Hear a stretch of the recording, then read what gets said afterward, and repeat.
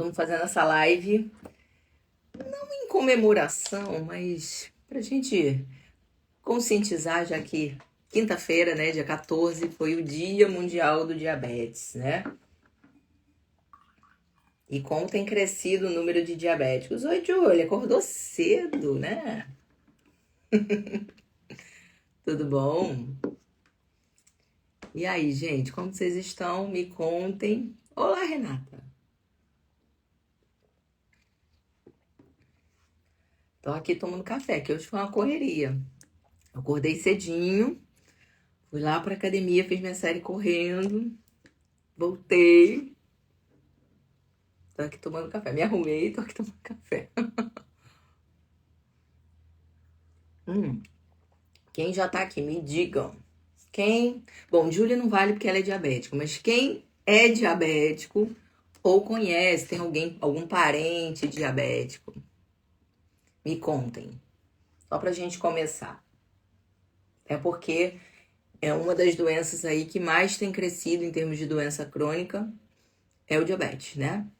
Então, temos visto aí um crescimento vertiginoso das doenças cardiovasculares e do diabetes.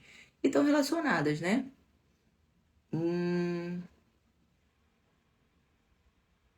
Eu não vi nada demais na sua insulina 7. Insulina 7 é normal. Glicada 5,5 também é normal. Tá bom? Então, não vi nada demais ainda não.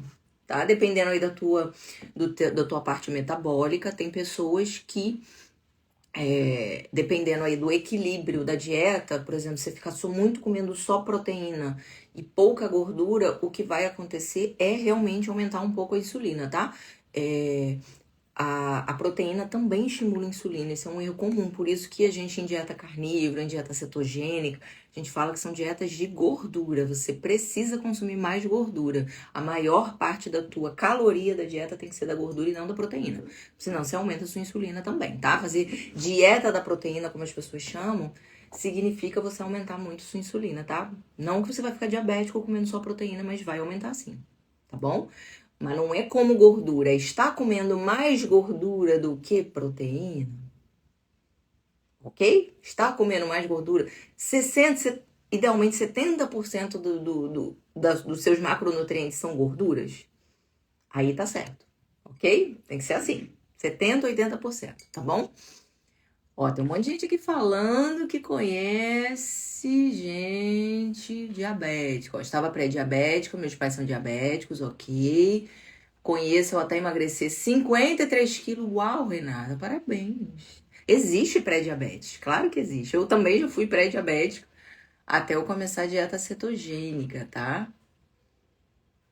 Entendeu direitinho, Ana? Qual o erro da dieta?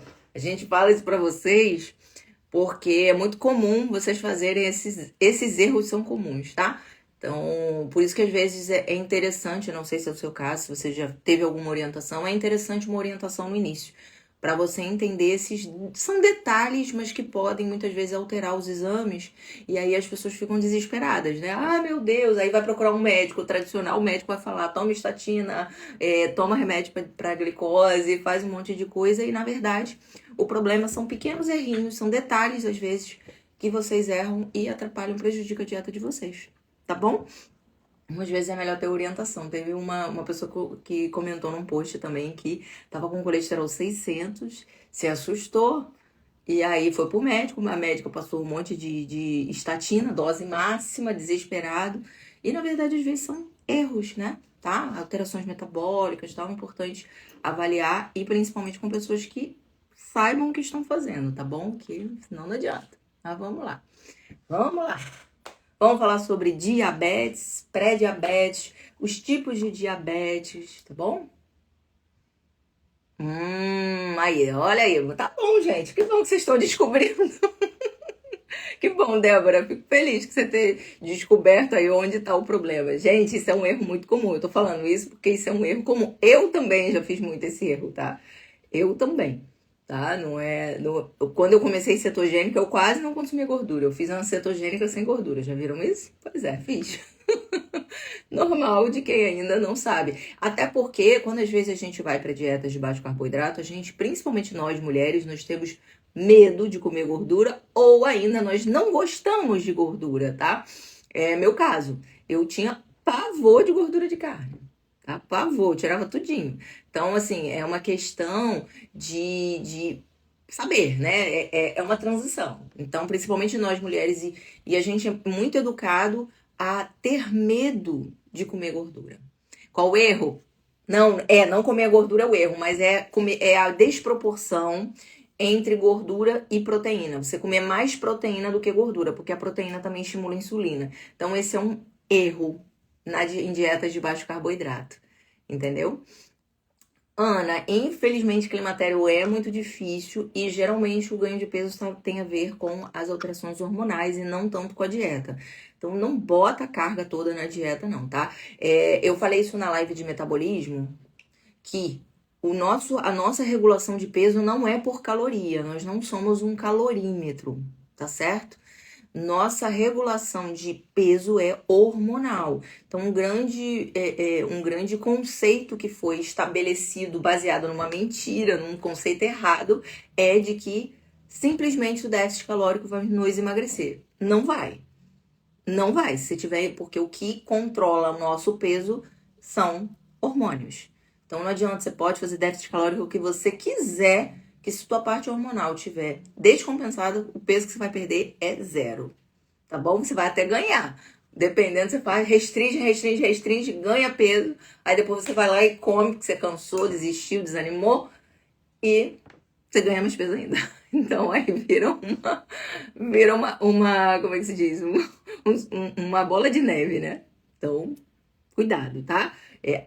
Ajeitar a parte hormonal é o mais importante. Vamos lá, eu vou falar sobre tudo isso, a gente conversa sobre tudo isso, tá bom? Mas não adianta a gente querer forçar o nosso corpo a emagrecer. Ou a gente regula o que tá errado, ou a gente não emagrece, tá bom? É o meu conselho para vocês, eu atendo isso quase sempre, pacientes assim, e eu sempre converso isso. Não adianta você forçar o seu corpo a emagrecer. Eu tenho uma paciente que ela faz parte de estética e tal, faz minha sobrancelha com ela. E ela tem Hashimoto há anos. E há anos eu falo, ó, tá errado, tô justo, tá errado, tô justo. E fora a intolerância dela a glúten. Tem um pão que eu falo com ela. Ela falou, não, eu vou lá. Aí ela veio. O que a gente começou a fazer? Dieta, botei ela na cetogênica, porque ela precisa desinflamar. E tô regulando a tireoide dela, porque ela tava faltando T3, tinha várias coisas que ela precisava ajustar. E ela tá emagrecendo sem tomar nenhum remédio. O que a gente tá fazendo é ajustar a parte hormonal. E ela disse que as pessoas perguntam, o que você fez? Ela, nada, tô ajustando minha parte hormonal. Então, vamos tirar um pouquinho esses conceitos, tá bom? Só pra vocês entenderem. Mas vamos falar sobre diabetes, depois a gente responde mais perguntas, sem problemas, tá bom?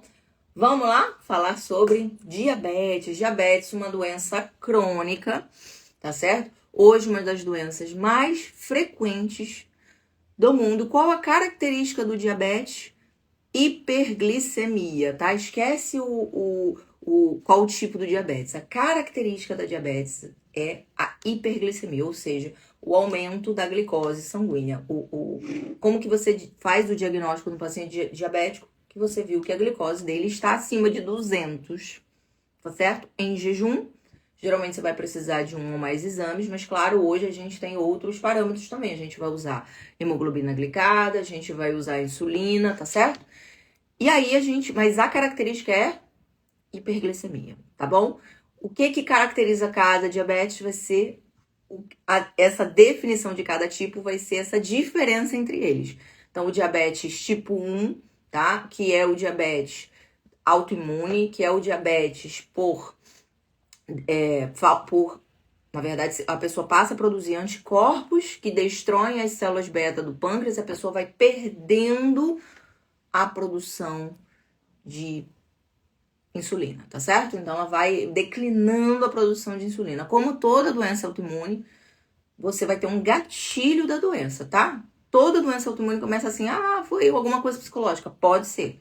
Pode ser uma doença psicológica, pode ser uma questão, um trauma, por exemplo, a pessoa sofreu um acidente, a pessoa teve alguma coisa que teve um trauma e a partir daí ela começa o quadro da autoimunidade. Toda pessoa que tem autoimune, ela vai te dizer isso, tá? Dificilmente ela vai falar, não tive nada. Não, ela geralmente começa, tem um gatilho que inicia a doença. E a partir daí, ela vai depletando ali as células beta do pâncreas, vai perdendo a produção até o dia, a maioria, tá? A maioria, não é todo mundo, mas a maioria dos diabéticos tipo 1 abrem um quadro em cetoacidose diabética. Infelizmente, abrem na emergência. Pois é, triste, né? Porque eles geralmente já estão com os níveis de glicose lá 500, 600, 800, já vi gente com 1000 de glicose no sangue. Claro que tem sintomas, mas às vezes as pessoas, ainda mais quando é criança, as pessoas não estão atentas ao sintoma. Mas os sintomas são emagrecimento, muita sede, poliúria, que a gente chama, que é o excesso, a pessoa urina muito, tá bom? A pessoa também tá com fome o tempo todo, mas esses sintomas que, gente, se for uma criança, ela ter fome o tempo todo, ela beber muita água, se ela já bebia antes, é uma coisa que vai passar despercebida. Tá certo? Às vezes é uma criança gordinha, ela perde um pouquinho de peso, os pais fazem o quê? Oba, comemoram. Então não vai observar que tá perdendo peso. Lembrando que o diabetes tipo 1, ele é mais comum em jovens, ele geralmente vai abrir o quadro infância, adolescência, início da fase adulta, né? O jovem adulto, que é ali a faixa dos 20 anos, em geral vai ser essa faixa etária. Mas só existe diabetes tipo 1 no jovem? Não. O idoso pode ter esse tipo de diabetes de evolução tardia, tá certo? Então, quem é esse que tem um nome, esse tipo de diabetes do paciente tipo 1 que abre numa evolução tardia? Tem, que é o diabetes LADA, que é uma da sigla em inglês, tá? Diabetes latente autoimune do adulto, tá bom? Então, a gente fala LADA. Então, o adulto pode ter uma diabetes tipo 1 de evolução lenta, e aí, muitas vezes, qual o erro do diagnóstico? A pessoa não sabe que pode ser um diabetes tipo 1, o médico não pesquisa e trata como um diabetes tipo 2, dá hipoglicemia antes, quando, na verdade, essa pessoa precisa de insulina. Tá certo? Então, acontece, tá? Não é mais raro, mas não é tão raro assim. Então, por isso, todo paciente adulto que desenvolve diabetes, principalmente aquele que você não tá controlando, o idoso, muito velhinho, né? É interessante avaliar a função pancreática, tá? Tem como avaliar a função pancreática? Tem. E não é dosando amilase e lipase, tá, gente? A amilase e lipase é o pâncreas exócrino, tá? A gente tem o pâncreas endócrino, que é a cauda do pâncreas. O pâncreas endócrino é a parte que produz hormônios. E aí a gente tá falando de insulina e de glucagon, tá? E de... Oh, meu Deus, esqueci o outro agora. Tem mais um. Somatostatina. Fugiu o nome. Então, vamos lá. Insulina e glucagon, claro que são os mais importantes, são eles dois, tá? Então, como é que eu pesquiso função pancreática? Eu vou pedir a dosagem do peptídeo C. Basta só a dosagem do peptídeo C em jejum? Não. Muitas vezes, se o peptídeo C em jejum vir baixo, você vai ter que pedir a dosagem do peptídeo C pós-prandial, ou seja, após a alimentação, 2 horas após a alimentação, para você observar se o pâncreas responde à alimentação. Ou seja, toda vez que a gente se alimenta, o nosso pâncreas produz insulina. Para quê? A insulina é um hormônio que vai fazer a absorção, a captação, o armazenamento da energia proveniente da alimentação. Então, toda vez que a gente come, tem, sim, produção de insulina, tá certo? Então, por isso que a gente, quando quer saber mesmo se esse paciente está respondendo bem, se ele tem função pancreática preservada, em vigência aí de um peptídeo C em jejum baixo, você precisa pedir o peptídeo C pós-prandial, tá bom? Só para vocês saberem que existe essa forma de avaliação, tá bom? E aí, isso eu tô falando do paciente diabético tipo 1 ou do paciente diabético tipo 1 LADA, o que demorou para desenvolver, tá certo? Desenvolveu tardiamente. Ou seja, o que é tardiamente? Depois dos 30, 40 anos, quando seria a faixa etária do diabetes tipo 2, tá bom? Que é o diabetes por resistência à insulina. Depois a gente chega lá. Pacientes diabéticos precisam de insulina. Não adianta dar glifage, né, que é a metformina. Não adianta dar dapaglifosina, que é o Forxiga. Não adianta dar nesina. Não adianta dar nada disso. Eles precisam de insulina. Ah, mas insulina é ruim. Não, insulina é um hormônio vital e de sobrevivência. Até a descoberta da insulina, tá certo? A primeira insulina que se usou foi a insulina do porco. Então, até a descoberta da insulina, diabético tipo 1 morria. Tá certo? As pessoas iam emagrecendo, emagrecendo, emagrecendo e morria. Tá certo? Por quê? Morriam em cetoacidose. Tá? Então, parem de achar, eu sei que com diabetes tipo 2 e com a resistência à insulina, as pessoas estão achando a insulina igual o cortisol, tá? Tá na medida, né? Um hormônio horrível, só tá estragando a vida das pessoas. Não!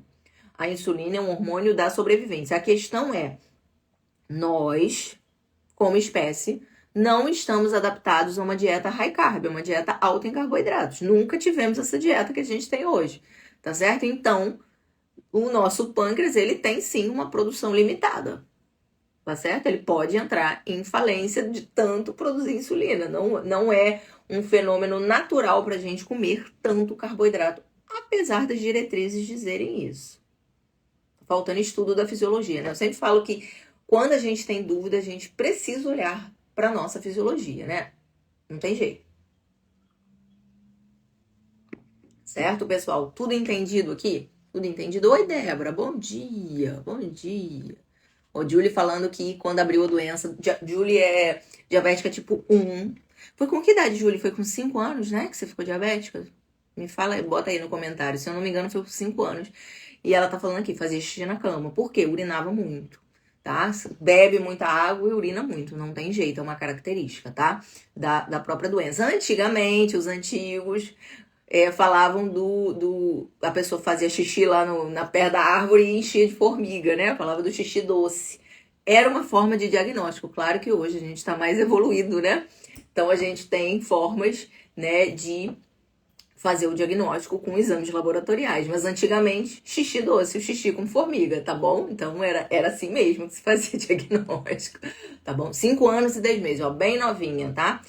Eu tenho uma paciente que ela é diabética, tipo 1, e o filho também, o filho tá com 12 anos, também é diabético, tipo 1. Na verdade, o filho que é meu paciente, né? A mãe não, a mãe já tem o médico dela, mas ela trouxe para eu avaliar o filho.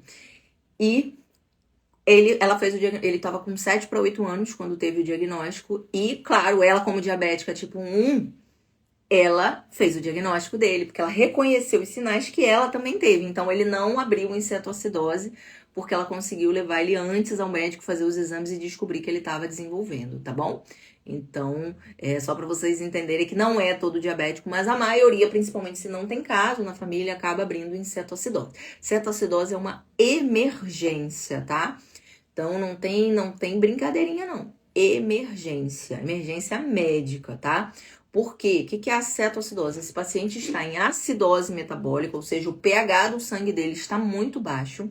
Ele está com excesso de glicose, ele vai ter alteração do potássio, do sódio. Então você tem que hidratar esse paciente muito. Frequentemente ele está desidratado. Esse paciente vai ficar no CTI, tá certo? Porque ele pode morrer por acidose metabólica, tá? Isso é uma coisa que eles morrem mesmo, tá? As pessoas morrem por acidose. O pH do nosso sangue, ele tem uma faixa muito estreita de normalidade. Só para vocês terem uma ideia, a faixa é de 7,25 a 7,35. A faixa de pH do nosso sangue. E é isso. Tá mais ácido que isso, tá ruim. Tá mais alcalino que isso, tá ruim. E isso vai gerar uma série de transtornos pra gente, tá? Então, por isso, a cetoacidose também é outra característica. Como o diabético tipo 1, quando ele abre o quadro, ele não tá produzindo mais insulina. O que ele tá usando de reserva? Ele tá usando gordura, ele tá em cetose, tá? Só que o que é a cetoacidose e o que é a cetose? Há muita confusão nisso. A cetoacidose é a intoxicação por corpos cetônicos, tá? Frequentemente esse paciente diabético, ele vai estar com a cetonemia de 15, tá? Uma cetose nutricional, a gente que faz cetogênica, faz uma cetocarnívora, quer induzir cetose nutricional, você vai estar com 0,5, 1, você vai chegar no máximo, eu não vi gente passar de 4, 6 de cetose, tá? E uma coisa controlada, tá bom? Você tá induzindo isso, você tá estimulando seu corpo a fazer cetose, tá bom? Então, olha a diferença aí, tá? A cetoacidose há uma intoxicação. O teu corpo não tem capacidade de produzir insulina e você não consegue utilizar o que você come como fonte de energia, tudo da tua reserva.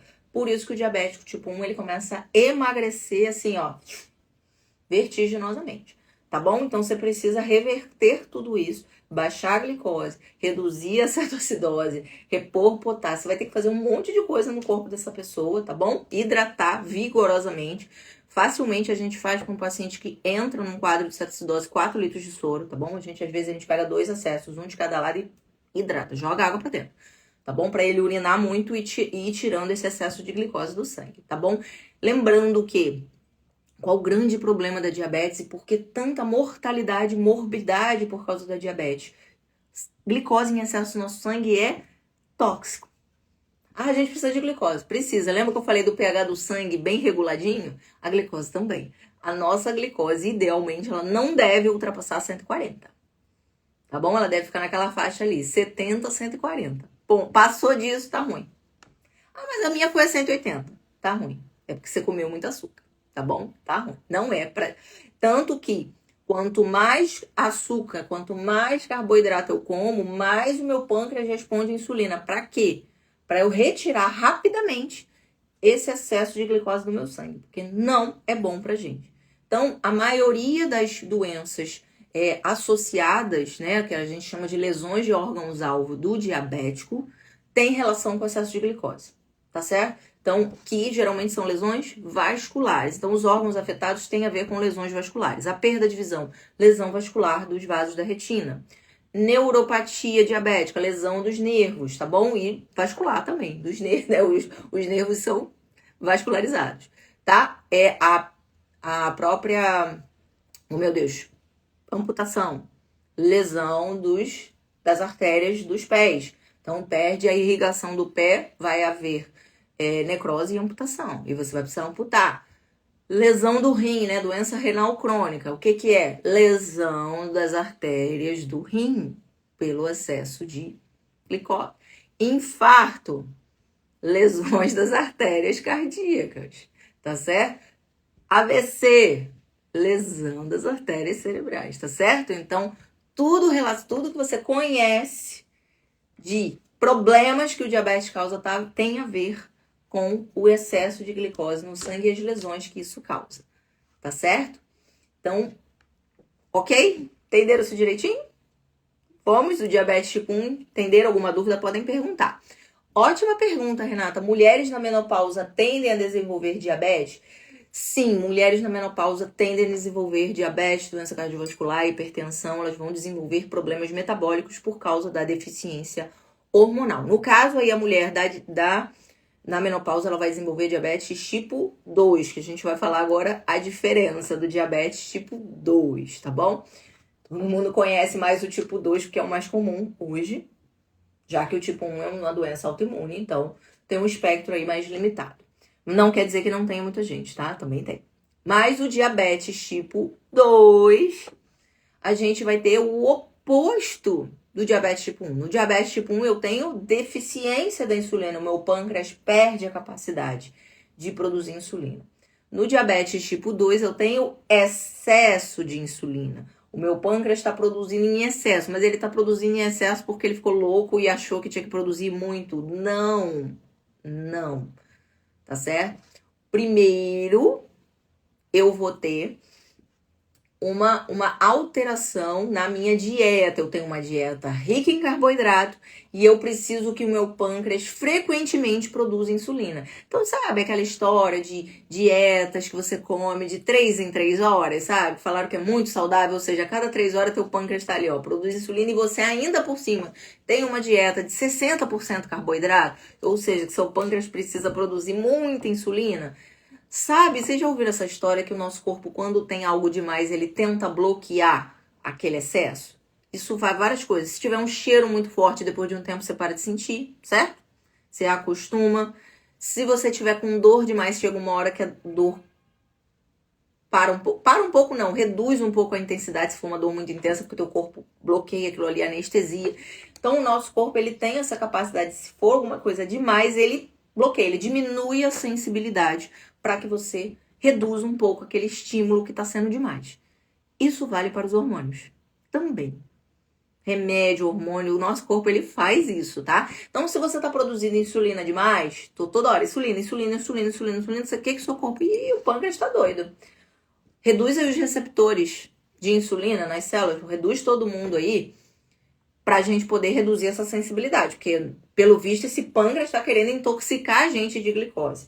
E aí eu quero falar um pouquinho sobre a diferença da gordura e da glicose. Pra vocês entenderem. A gordura não precisa de hormônio para ser absorvida. Tá certo? Diferente da glicose. A gordura não precisa. Por quê? A nossa membrana plasmática, a membrana das nossas células é feita de gordura, fosfolipídios. Ou seja, a gordura ela consegue se encostar ali e entrar. Agora, a glicose não. A glicose, para entrar, ela precisa de uma chave. E essa chave se chama insulina. Tá certo? Então, por isso que quando eu como muito carboidrato, eu preciso produzir insulina. Tá certo? Só que se eu como demais e começo a produzir insulina em excesso, meu corpo faz o quê? Reduz os receptores, reduz a sensibilidade à insulina. Tá certo? Ou seja, eu começo a ficar com muita insulina e essa insulina começa a não fazer efeito. Ok? Então, não necessariamente meu corpo vai absorver, minhas células vão absorver toda essa glicose. Ok? E aí, temos um outro problema. Se a glicose em excesso no sangue é tóxica e as células não estão aceitando, já estão cheias de energia, não tem mais lugar para botar glicose, e elas não estão aceitando, essa glicose vai para onde? Me digam, o que vocês acham? Para onde vai essa glicose? O que vocês acham? Enquanto eu bebo meu café aqui no finalzinho.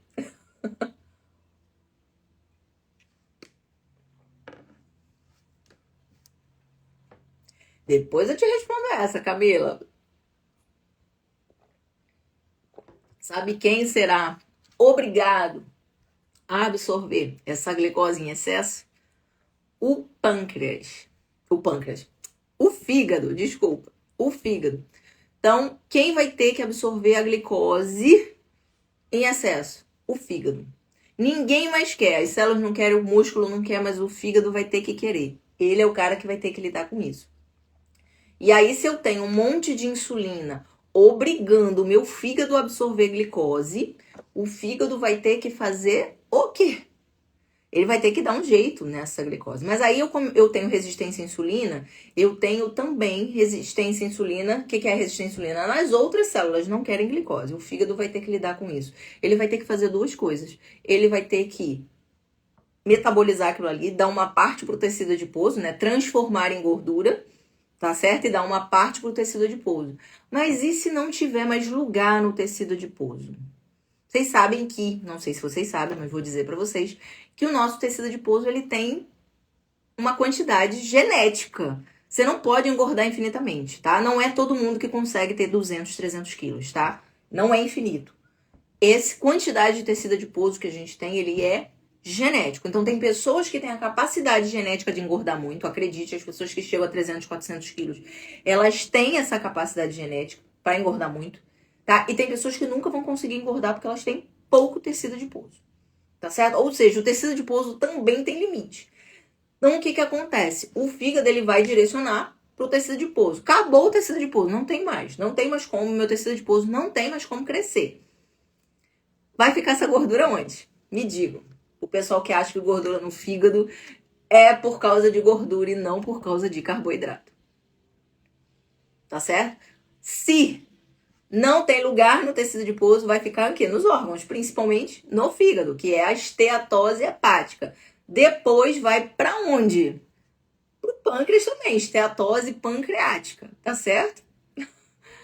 O fígado vai começar a direcionar gordura ali para os órgãos, que é o que a gente chama de gordura visceral, que é o que a gente fala que é muito ruim. Então, entenderam? A gente tem dois depósitos. A gente tem o depósito subcutâneo e a gente tem o depósito visceral.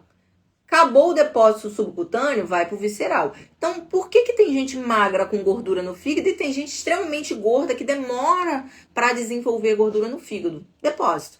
Então, enquanto eu tenho depósito subcutâneo, ele vai crescendo. Ele só vai encher o depósito visceral quando ele terminar de encher o depósito subcutâneo. Por isso, tem o pessoal, sabe o quê? O pessoal gordo saudável. Botar bem entre aspas, tá? O estereótipo, ele é gordinho, mas os exames estão ótimos. Por enquanto.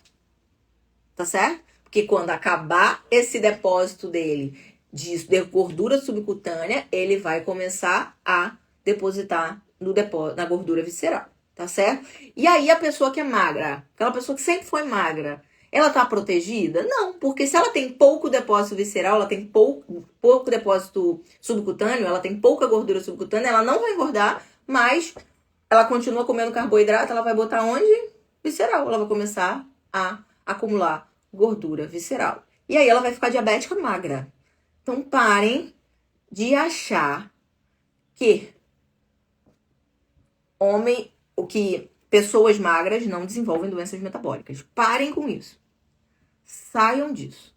Tá certo? E eu vou falar uma coisa que vai mais rápido ainda, além de você comer muito carboidrato, se você bebe bebida alcoólica, você vai desenvolver mais rápido gordura visceral. Por quê? Porque o álcool intoxica o fígado. Aí o fígado não consegue nem fazer o que ele precisa fazer. Ele fica intoxicado. Então aí mais rapidamente você vai desenvolver gordura visceral e vai atrapalhar a função de detoxificação do seu fígado. Então, pessoas diabéticas, pré-diabéticas, com resistência à insulina, não pode beber, porque senão seu fígado não vai fazer o que precisa. Tá certo? Então me perguntam muito, pode beber? Não, não pode. Mas nunca. Nunca. Tá certo? Entenderam isso? Tá certo? Então, se você quer melhorar a sua diabetes, você precisa parar de beber. Por quê? Porque álcool é um açúcar, um carboidrato. E, além disso, ele intoxica o fígado, é uma toxina. Tá certo? Entendido essa parte? Então, entenderam qual é a diferença aí dos depósitos? Então, que a gente pode depositar uma quantidade limitada no nosso tecido subcutâneo, ok? E aí, quando que essa resistência à insulina vira diabetes? A hora que meu fígado, vamos dizer assim, deu PT. Fígado tá ruim demais. Não consegue fazer muita coisa. Aí você vai desenvolver diabetes. O teu fígado, tá? Acredite, o fígado é um órgão extremamente resiliente e ele vai aguentar bastante. Ele talvez aguente 20, 30 anos até você ficar diabético. Tá certo? Mas uma hora ele não vai aguentar. Assim como acontece com o pâncreas. Por exemplo, você tá com a resistência à insulina, desenvolveu diabetes. Tá certo? Aí você começa a tomar o seu hipoglicemiante, que abaixa a sua taxa no sangue. Tá certo? Então tem vários hipoglicemiantes. Tem o hipoglicemiante, por exemplo, da classe das sulfonilureias, né? Que é o glibenclamida, glicazida, glimepirida. O que eles fazem? Aumentam a produção de insulina do pâncreas, entendeu? Aumentou a produção de insulina do pâncreas, mas você não já tem resistência à insulina, você não já tem excesso de insulina. Isso vai ser bom pra você? Não. Vai piorar. Pode melhorar a taxa, mas vai piorar a doença. Tá certo? Vai te dar mais resistência à insulina, mas abaixa a taxa. Abaixa bastante, pode inclusive causar hipoglicemia, tá certo? Mas para a doença vai ser ruim, vai aumentar mais ainda a sua insulina, tá certo? E aí você se garante no remédio. Tá tudo bem, minha taxa de glicose tá bonitinha. Então, vou comer. O que vai acontecer depois? Depois do seu fígado ficar ruim, já tá ruim, né? Porque você desenvolveu diabetes. Quem vai ficar ruim? O seu pâncreas. O pâncreas do diabético tipo 2 um dia pode entrar em falência também. Pode o quê? Parar de produzir insulina. Por quê? Cansei, querido, você me sobrecarregou muito tempo. Cansei, te abandonei, parei. E aí você vai ser um diabético tipo 2 com resistência à insulina, mas que não produz mais insulina e precisa usar insulina exógena, precisa aplicar insulina. Isso é bom ou ruim? Isso é péssimo. Isso é péssimo, porque seu corpo tem resistência à insulina e você vai ter que aplicar, em geral, doses altas de insulina. O que vai continuar alimentando o fenômeno da resistência à insulina. Bem ruim, né? Bem ruim. Deixa eu ver aqui o que vocês estão perguntando. Quanto menor o lineal de gordura, mais difícil de perceber. Em relação a diabetes tipo 2, sim, porque as pessoas acham que tô magra, tá tudo bem. E aí vai só acumulando aquela pancinha. Tem gente que nem acumula muito a pancinha, não. Tem gente que tem o limiar bem pequeno e já fica logo diabético, tá? Tem um paciente bem magro. Qual o ruim do paciente magro que fica diabético? Você vai ter que tirar um monte de coisa da dieta dele e ele vai emagrecer mais ainda. Mas é horrível, não tem jeito, não tem o que fazer. No início você não tem o que fazer. Essa pessoa vai ter que emagrecer, porque você vai ter que tirar o que ela faz de errado na dieta, tá? A única solução é ela comer mais gordura.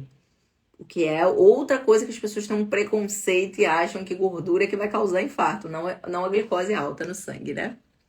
Mas é isso. Deixa eu ver. E o triglicerídeo não entra nessa conta? Então, o que eu tô falando aqui pra você, o triglicerídeo já é algo que o fígado vai produzir. A gente não come triglicerídeo, a gente come gordura, carboidrato e proteína. Tá certo? O que eu tô explicando aqui da parte metabólica é produção de triglicerídeo, produção de colesterol, é tudo o fígado tentando lidar com o excesso que tá vindo da dieta. Tá certo? O fígado ele que vai começar a transformar isso aí. Tá certo? Tudo que vem da nossa alimentação para no fígado. A primeira passagem, a primeira parada de tudo que o intestino absorve é o fígado. Tá certo? Tanto que existe uma circulação enterohepática. Tá certo? Tem uma artéria, uma veia que faz isso, tá bom? Que é a veia porta, ela que traz pro fígado, tá?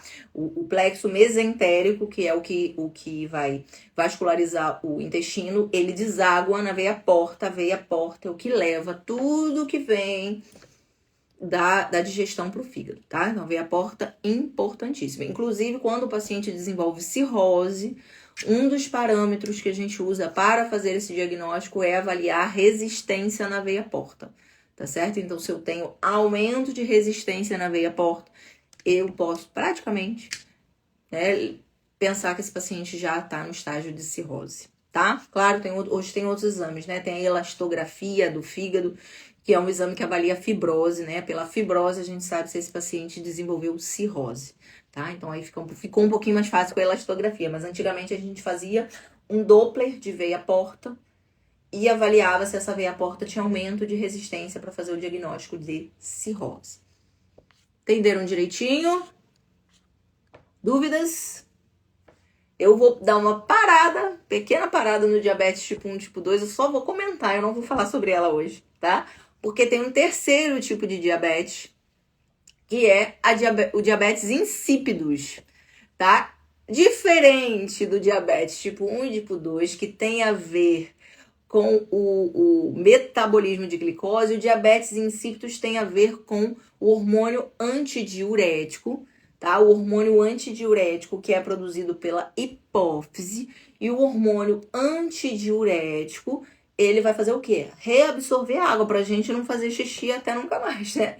Não desidrata de tanto fazer xixi, tá? Então, por exemplo, no diabetes insípidos, esses pacientes perdem tanta água, eles chegam a urinar 20 litros por dia, tá? Na fase que eles abrem. Então, eles morrem desidratados mesmo, hipotensos, desidratados, tá? É uma doença rara e muito mais difícil de tratar. Mas o tema hoje não vai ser diabetes insípidos. Eu só tô falando aqui como nota, tá certo? Para vocês de que existe esse, que também é diabetes, mas que existe esse terceiro tipo de diabetes, mas que não é o nosso foco, tá? Tanto que é raro, tá? É considerado raro. Eu já vi poucos pacientes com diabetes insípidos, tá? Poucos, bem poucos. Não conheço muitos, não, tá? Mas só para nota, tá bom? O que vocês estão querendo saber aqui? Vocês estão gostando da live? Estão entendendo direitinho? Estão entendendo como é que a gente chega no nível diabetes?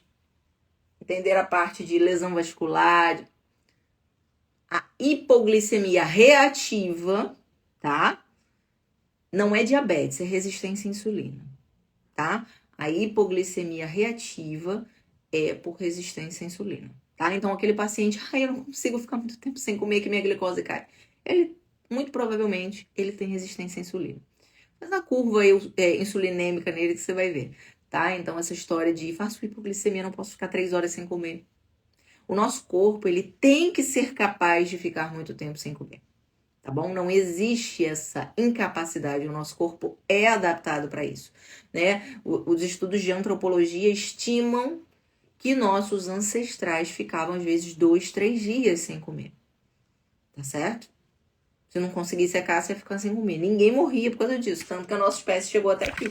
Aí, disseram pra gente que a gente tem que comer de 3 em 3 horas, vê se isso tem sentido. O nosso corpo, ele tem, para isso a gente armazena gordura. A gordura é para quê? Comi, absorvi energia, meu corpo usa isso. Acabei de usar? Acabou a energia da dieta? O que o corpo tem que fazer? Quando eu tô em jejum, acabou o período que a insulina ela aumenta. Geralmente ela dura ali, aquele aumento de insulina 2, 3 horas e depois ele cai. A insulina começa a cair. Quando a insulina começa a cair, se eu sou metabolicamente saudável, o que vai acontecer? Meu corpo vai virar a chave. O glucagon vai subir, porque o glucagon sobe no jejum. O glucagon vai subir e o glucagon... Ah, esqueci de falar o papel da insulina. Eu falei só do armazenar energia. Só para vocês entenderem, que aí vocês vão ver que o glucagon é exatamente o oposto. A insulina vai fazer lipogênese, ou seja, aumentar os meus estoques de gordura. Por quê? Porque eu vou armazenar energia, tá certo? E eu vou aumentar também, vai fazer aumento da reserva de glicogênio, tá? Glicogênese, tá bom? Lipogênese, glicogênese. O que significa isso? Eu vou aumentar meu depósito de gordura para armazenar energia. A forma que a gente armazena energia é em forma de gordura, não somos plantas. Plantas reservam energia em forma de carboidrato, em amido. Nós armazenamos em forma de gordura, tá certo? Então, nós vamos armazenar em forma de gordura e nós temos uma pequena reserva, tá? Que a gente tem no fígado e nos músculos, que é o glicogênio. O glicogênio é glicose armazenada, tá certo?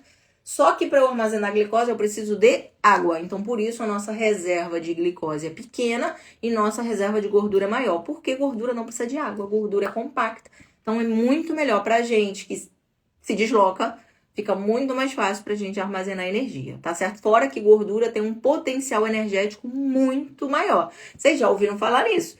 Que um grama ali de carboidrato, de glicose, vai gerar 4 quilocalorias e de gordura vai ser 9 quilocalorias. Então, a gordura tem um potencial energético maior. Por isso, é uma forma de armazenar energia mais eficiente e melhor e ocupa pouco espaço. Lembrando que o glicogênio que o corpo usa é o do fígado, do músculo é só do músculo. Por isso que quando a gente faz musculação, principalmente, mas atividade física, mas principalmente a musculação, eu vou fazer o quê? Eu vou usar essa reserva do músculo, do glicogênio, e eu vou ajudar a fazer o quê? Quando eu no pós-treino, meu músculo vai ter que fazer o quê? Produzir mais reserva, que é uma reserva, o glicogênio do músculo é uma reserva de emergência, tipo assim, tenho que fugir de um predador, você vai ter que usar o glicogênio do músculo, tá certo? Por isso que a gente não precisa de pré-treino, gente, o nosso corpo é todo preparado pra gente estar sem comer. No período que você se alimenta, teu músculo vai fazer o quê? Vai captar glicose de novo para fazer nova reserva. Então, quando o músculo faz essa captação novamente de glicose para formar o seu glicogênio, eu vou fazer o quê? Com a resistência à insulina, eu vou baixar. Por isso que diabéticos têm que fazer musculação. Não, você vai fazer musculação para baixar a sua resistência à insulina. Porque a musculação atua nisso, porque abaixa a resistência à insulina muscular. Então, e como a gente tem muito músculo, se você faz uma musculação boa, você vai ajudar no próprio mecanismo de doença, tá? Então, faça musculação. Você tem resistência à insulina, diabetes, pré-diabetes, faça musculação, tá? Não é para você emagrecer, é para você melhorar a resistência à insulina, ok? Entendido? Vamos lá, falar do glucagon. O glucagon é o hormônio exatamente oposto à insulina. Tá? Então, enquanto a glicose vai fazer armazenamento, o glucagon vai fazer o quê? Queima. Então, quando você está em jejum, isso deveria ser automático, ok? Você vai aumentar a produção de glucagon, o glucagon vai fazer o quê? Glicogenólise, ou seja, quebra o glicogênio para aumentar os níveis de glicose no sangue e também lipólise, queima da gordura para utilizar como fonte de energia. Por isso que ninguém em jejum vai morrer. Não vai morrer, tá bom? Até porque se estiver morrendo, come, mas não vai morrer. A gente tem um hormônio que faz isso. Inclusive no horário noturno, tá? Porque na nossa fisiologia, o nosso horário de comer é de dia, não de noite. Então, de dia a gente tem predomínio de insulina, porque é o horário de alimentação. À noite, eu tenho predomínio de glucagon, ou seja, eu aumento a minha resistência à insulina fisiológica e vou aumentar os níveis de glucagon para quê? Para eu descansar. Então, não tem que comer. Meu corpo vai resolver a parte da energia com o que eu tenho armazenado, tá certo? Por isso que comer à noite é péssimo. Até a nossa produção de enzima digestiva é menor à noite, tá? A gente tem pouquinho porque não é pra gente comer à noite. Então, fisiologicamente, não deveríamos comer à noite. Então, o pessoal que gosta de jejuar, qual é o horário fisiológico de jejuar? Noite. Então, se você tiver que pular uma refeição, não pule o café da manhã. Pule o jantar. Tá certo? É o fisiológico a fazer. É o horário que o seu glucagon tá mais alto. Então, vai te favorecer mais. Inclusive, a gente sabe, tá? Existe hoje a cronobiologia, né? Que é o estudo aí dos horários do nosso corpo, da fisiologia do nosso corpo, e é exatamente o que ela fala isso. Por exemplo, ele já tem estudos falando nisso, né? Estudos de crononutrição. A pessoa que come mais à noite, a pessoa que come mais de manhã, a que come de manhã emagrece mais do que a que come à noite. Por causa dessa questão hormonal. Então, é o que eu tô falando pra vocês. Você entender a fisiologia te responde muito mais do que as pessoas dizem. Então, se você... É muito fácil rebater os argumentos das pessoas que falam, por exemplo, que a gente tem que comer de 3 em 3 horas, que você tem que fazer ceia. Você estudar um pouquinho de fisiologia, você vai entender que ceia nunca deveria ter existido, que não é fisiológico a gente comer ceia. Fora que a gente comer ceia perto da hora de dormir, a gente ainda vai acontecer, sabe o quê? Vai fazer refluxo. Porque à noite, como não seria o horário de comer, o que acontece com a musculatura do estômago, o esfíncter esofágico inferior? Ele tá relaxado, ele não tá todo contraído. Porque não é horário de você comer. Aí você come à noite e depois você tem o quê? Durante a noite? Refluxo. Tá bom? Por isso que a gente fala que não tem que comer à noite. Pelo menos um intervalo de 3 horas e comer cedo. Vai comer até 7. O máximo, eu falo que o máximo é 8. O ideal seria a gente parar de comer ao anoitecer, gente. De verdade. Esse seria o ideal. Que pecado. Prescrevem ceia com pipoca. A pipoca é super saudável, né? Segundo o que dizem. Só que não. Tá? Não é que eu não goste de pipoca, tá? Eu gosto muito de pipoca, mas não é. Dizer que é saudável, não, né? Não. É fonte de fibra, é fonte de carboidrato, gente. Deixa eu ver aqui. Deixa eu voltar aqui a pergunta da... Deixa eu ver, quem me perguntou do ciclo de Krebs. Deixa eu ver... Cadê? Camila, né, mandou o ciclo. O ciclo de Krebs é uma explicação da metabolização da glicose e da gordura. Então, vamos lá. A gente estudou isso, mas a gente esquece isso, né? O ciclo de Krebs é a forma, tá? A mitocôndria, primeira coisa. A mitocôndria é a nossa organela que produz energia. Vocês lembram disso, das células e das suas organelas? Então, a célula, vamos lá, vamos voltar. Eu estudei com meu filho esses dias para a prova dele. A célula eucariótica, tá certo? A célula eucariótica, ela tem uma estrutura organizada. Então, nossa célula tem o núcleo separadinho, com uma membrana ali que separa o núcleo, né? No núcleo tem o nosso material genético, né? O nosso DNA, nossos cromossomos ficam ali separadinhos no núcleo. E no citoplasma nós temos as organelas. Quem são as organelas? São pequenas partículas que seriam como os órgãos da célula. Cada um tem uma especialização. Então, por exemplo, a mitocôndria é responsável pela produção de energia. O ribossomo é responsável pela leitura, pela transcrição do código genético e ele vai fazer o quê? Produção das proteínas. Ele literalmente é o cara que lê o código genético e vai produzir as proteínas, tá certo? Então, a gente tem o lisossomo, a gente tem o complexo de Golgi, a gente tem, um monte de gente, um monte de organelas. Tô relembrando, tirando do fundo do baú a biologia lá do ensino médio, tá? E a mitocôndria, como eu falei, ela vai produzir energia. E aí, a produção de energia, a gente tem o ciclo de Krebs que tá lá, que vai acontecer dentro da mitocôndria.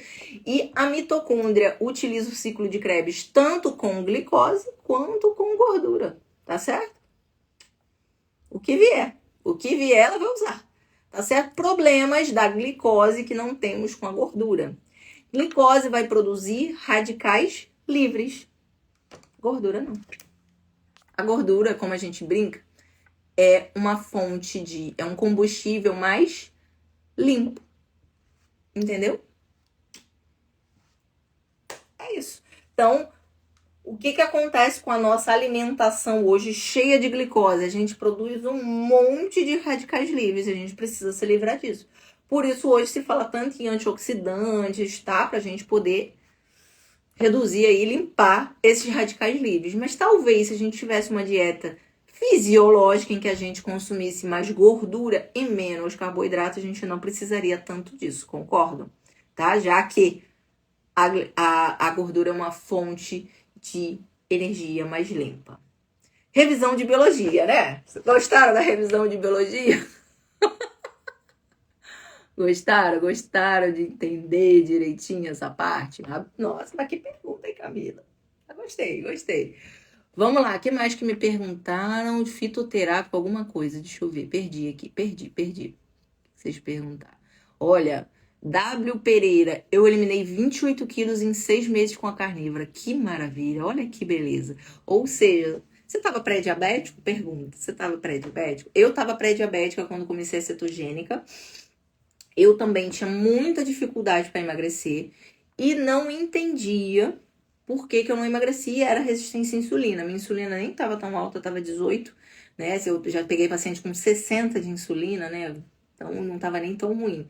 Mas estava ruim a ponto de me deixar o tempo todo com fome, com muito peso, né? E quando eu não comia, eu ficava irritada. Nossa, eu tinha que comer certinho 3 horas, tá? Meu pâncreas realmente me avisava quando caía a insulina, eu começava a ficar irritada e com fome. Isso nada mais era do que resistência à insulina, tá? E quando eu comecei, depois de procurar muitos lugares e a várias nutricionistas, né? Eu resolvi eu mesma estudar e falar, bem, preciso entender o que está acontecendo, tem que ter um jeito de tratar isso, que não seja com remédio. E aí foi quando eu descobri as dietas de baixo carboidrato. Vocês acham que eu fui para low carb? Nada, eu fui direto para cetogênica. Mas eu fazia cetogênica errado. Eu fiz cetogênica errado. Tá certo? Eu não consumia muita gordura. Eu pegava e fazia um prato de legumes, um pouquinho de carne e carne magra, sem gordura. Ou seja, no início eu passei muita fome na cetogênica. E ficava assim, querendo comer desesperadamente, mas eu me obriguei a fazer. Então eu fui emagrecendo? Eu fui. O que melhorou? Quando eu fiz uma experiência, no meu 3º mês de dieta, eu fiz uma experiência com carnívoro. Foi quando eu conheci a carnívora. E aí aí falaram pra mim, você tem que comer gordura. Eu caprichei na gordura e eu emagreci 6 quilos comendo muita gordura. Por que eu parei a carnívora e eu fiz só um mês? Por causa da diarreia, que o meu intestino não estava adaptado com aquilo. Lembram que eu falei que eu fazia um prato, maior parte de legumes e um pouquinho de carne? Eu tava o meu intestino muito habituado com um alto consumo de fibras, e aí até o meu intestino adaptar, eu tive que regredir, eu voltei para cetogênica, mas eu entendi que o erro estava na pouca proteína e depois eu fui reduzindo essa quantidade de legumes. Fui reduzindo progressivamente. Entendeu? E aí, novo comprimido que bloqueia a ação do carboidrato. Qual o comprimido que você está falando? Obrigada, Marlene. Que bom que você gosta. E quem não gosta de gordura, como faz? Idealmente, vou falar pra você de coração, Luciana. O que eu vejo, as pessoas que não gostam de proteína, as pessoas que não gostam de gordura, tem muito a ver com ela não digerir adequadamente. E aí, por isso, não gosta, se sente mal. Tá certo? A partir do momento que você cuida dessa parte, que você cuida da digestão da pessoa, o que eu vejo é as pessoas voltarem a gostar, entendeu? Voltarem a gostar da proteína e da gordura, tá? Eu tô falando isso por mim. Eu também não gostava e eu voltei a gostar, tá? A partir do momento que eu cuidei da minha digestão e eu também entendi que aquilo ali era o melhor pra mim, o que eu fiz? Eu fui comendo lentamente. Eu fui, por exemplo, troquei uma coisa simples. Em vez de usar carne moída de patinho, eu passei a comprar a 100. A 100 não tem gordura visível. Ela é uma carne gorda, mas não é visível. Então, eu comecei a comer, tá? E aí, eu fui fazendo assim, carne com gordura entremeada, um torresmo que eu adoro. Então, a partir daí, eu fui aumentando. Eu adoro manteiga, então também não foi difícil comer manteiga, entendeu? Então, é isso, tá? Less Carb, inibidor de carboidrato. Mas qual é o mecanismo de ação dele? Deixa eu até ver aqui, que eu nunca ouvi falar desse.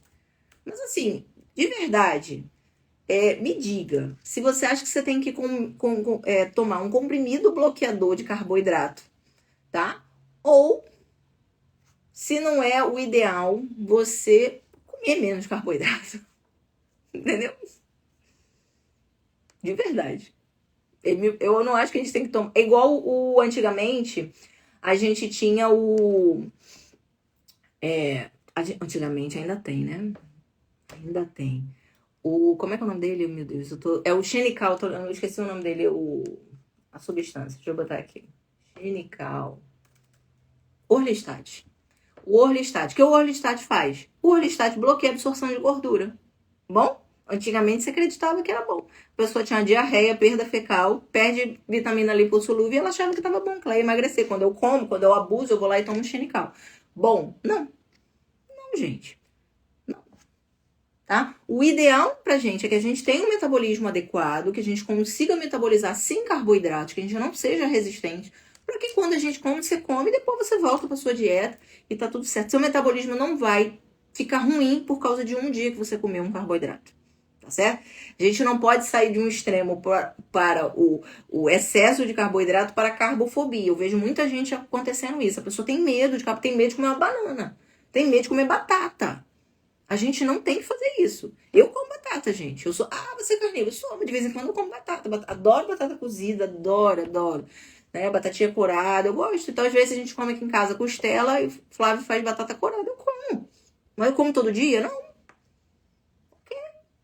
Entendeu? Então, depois eu volto para minha alimentação normal. A gente precisa aprender a fazer isso. Eu sei que tem muita disponibilidade, mas a gente precisa aprender a fazer isso. A gente não deveria bloquear as coisas no nosso corpo. De verdade, eu não acho que a gente deveria fazer isso, não. Tá bom? Como saber a quantidade de proteína correta por refeição? Rosângela, você pode fazer uma coisa... É uma média, tá? Mas o que você pode fazer isso calculado, você pode fazer isso sem calcular. Vou te contar como é que você pode fazer. Calculando.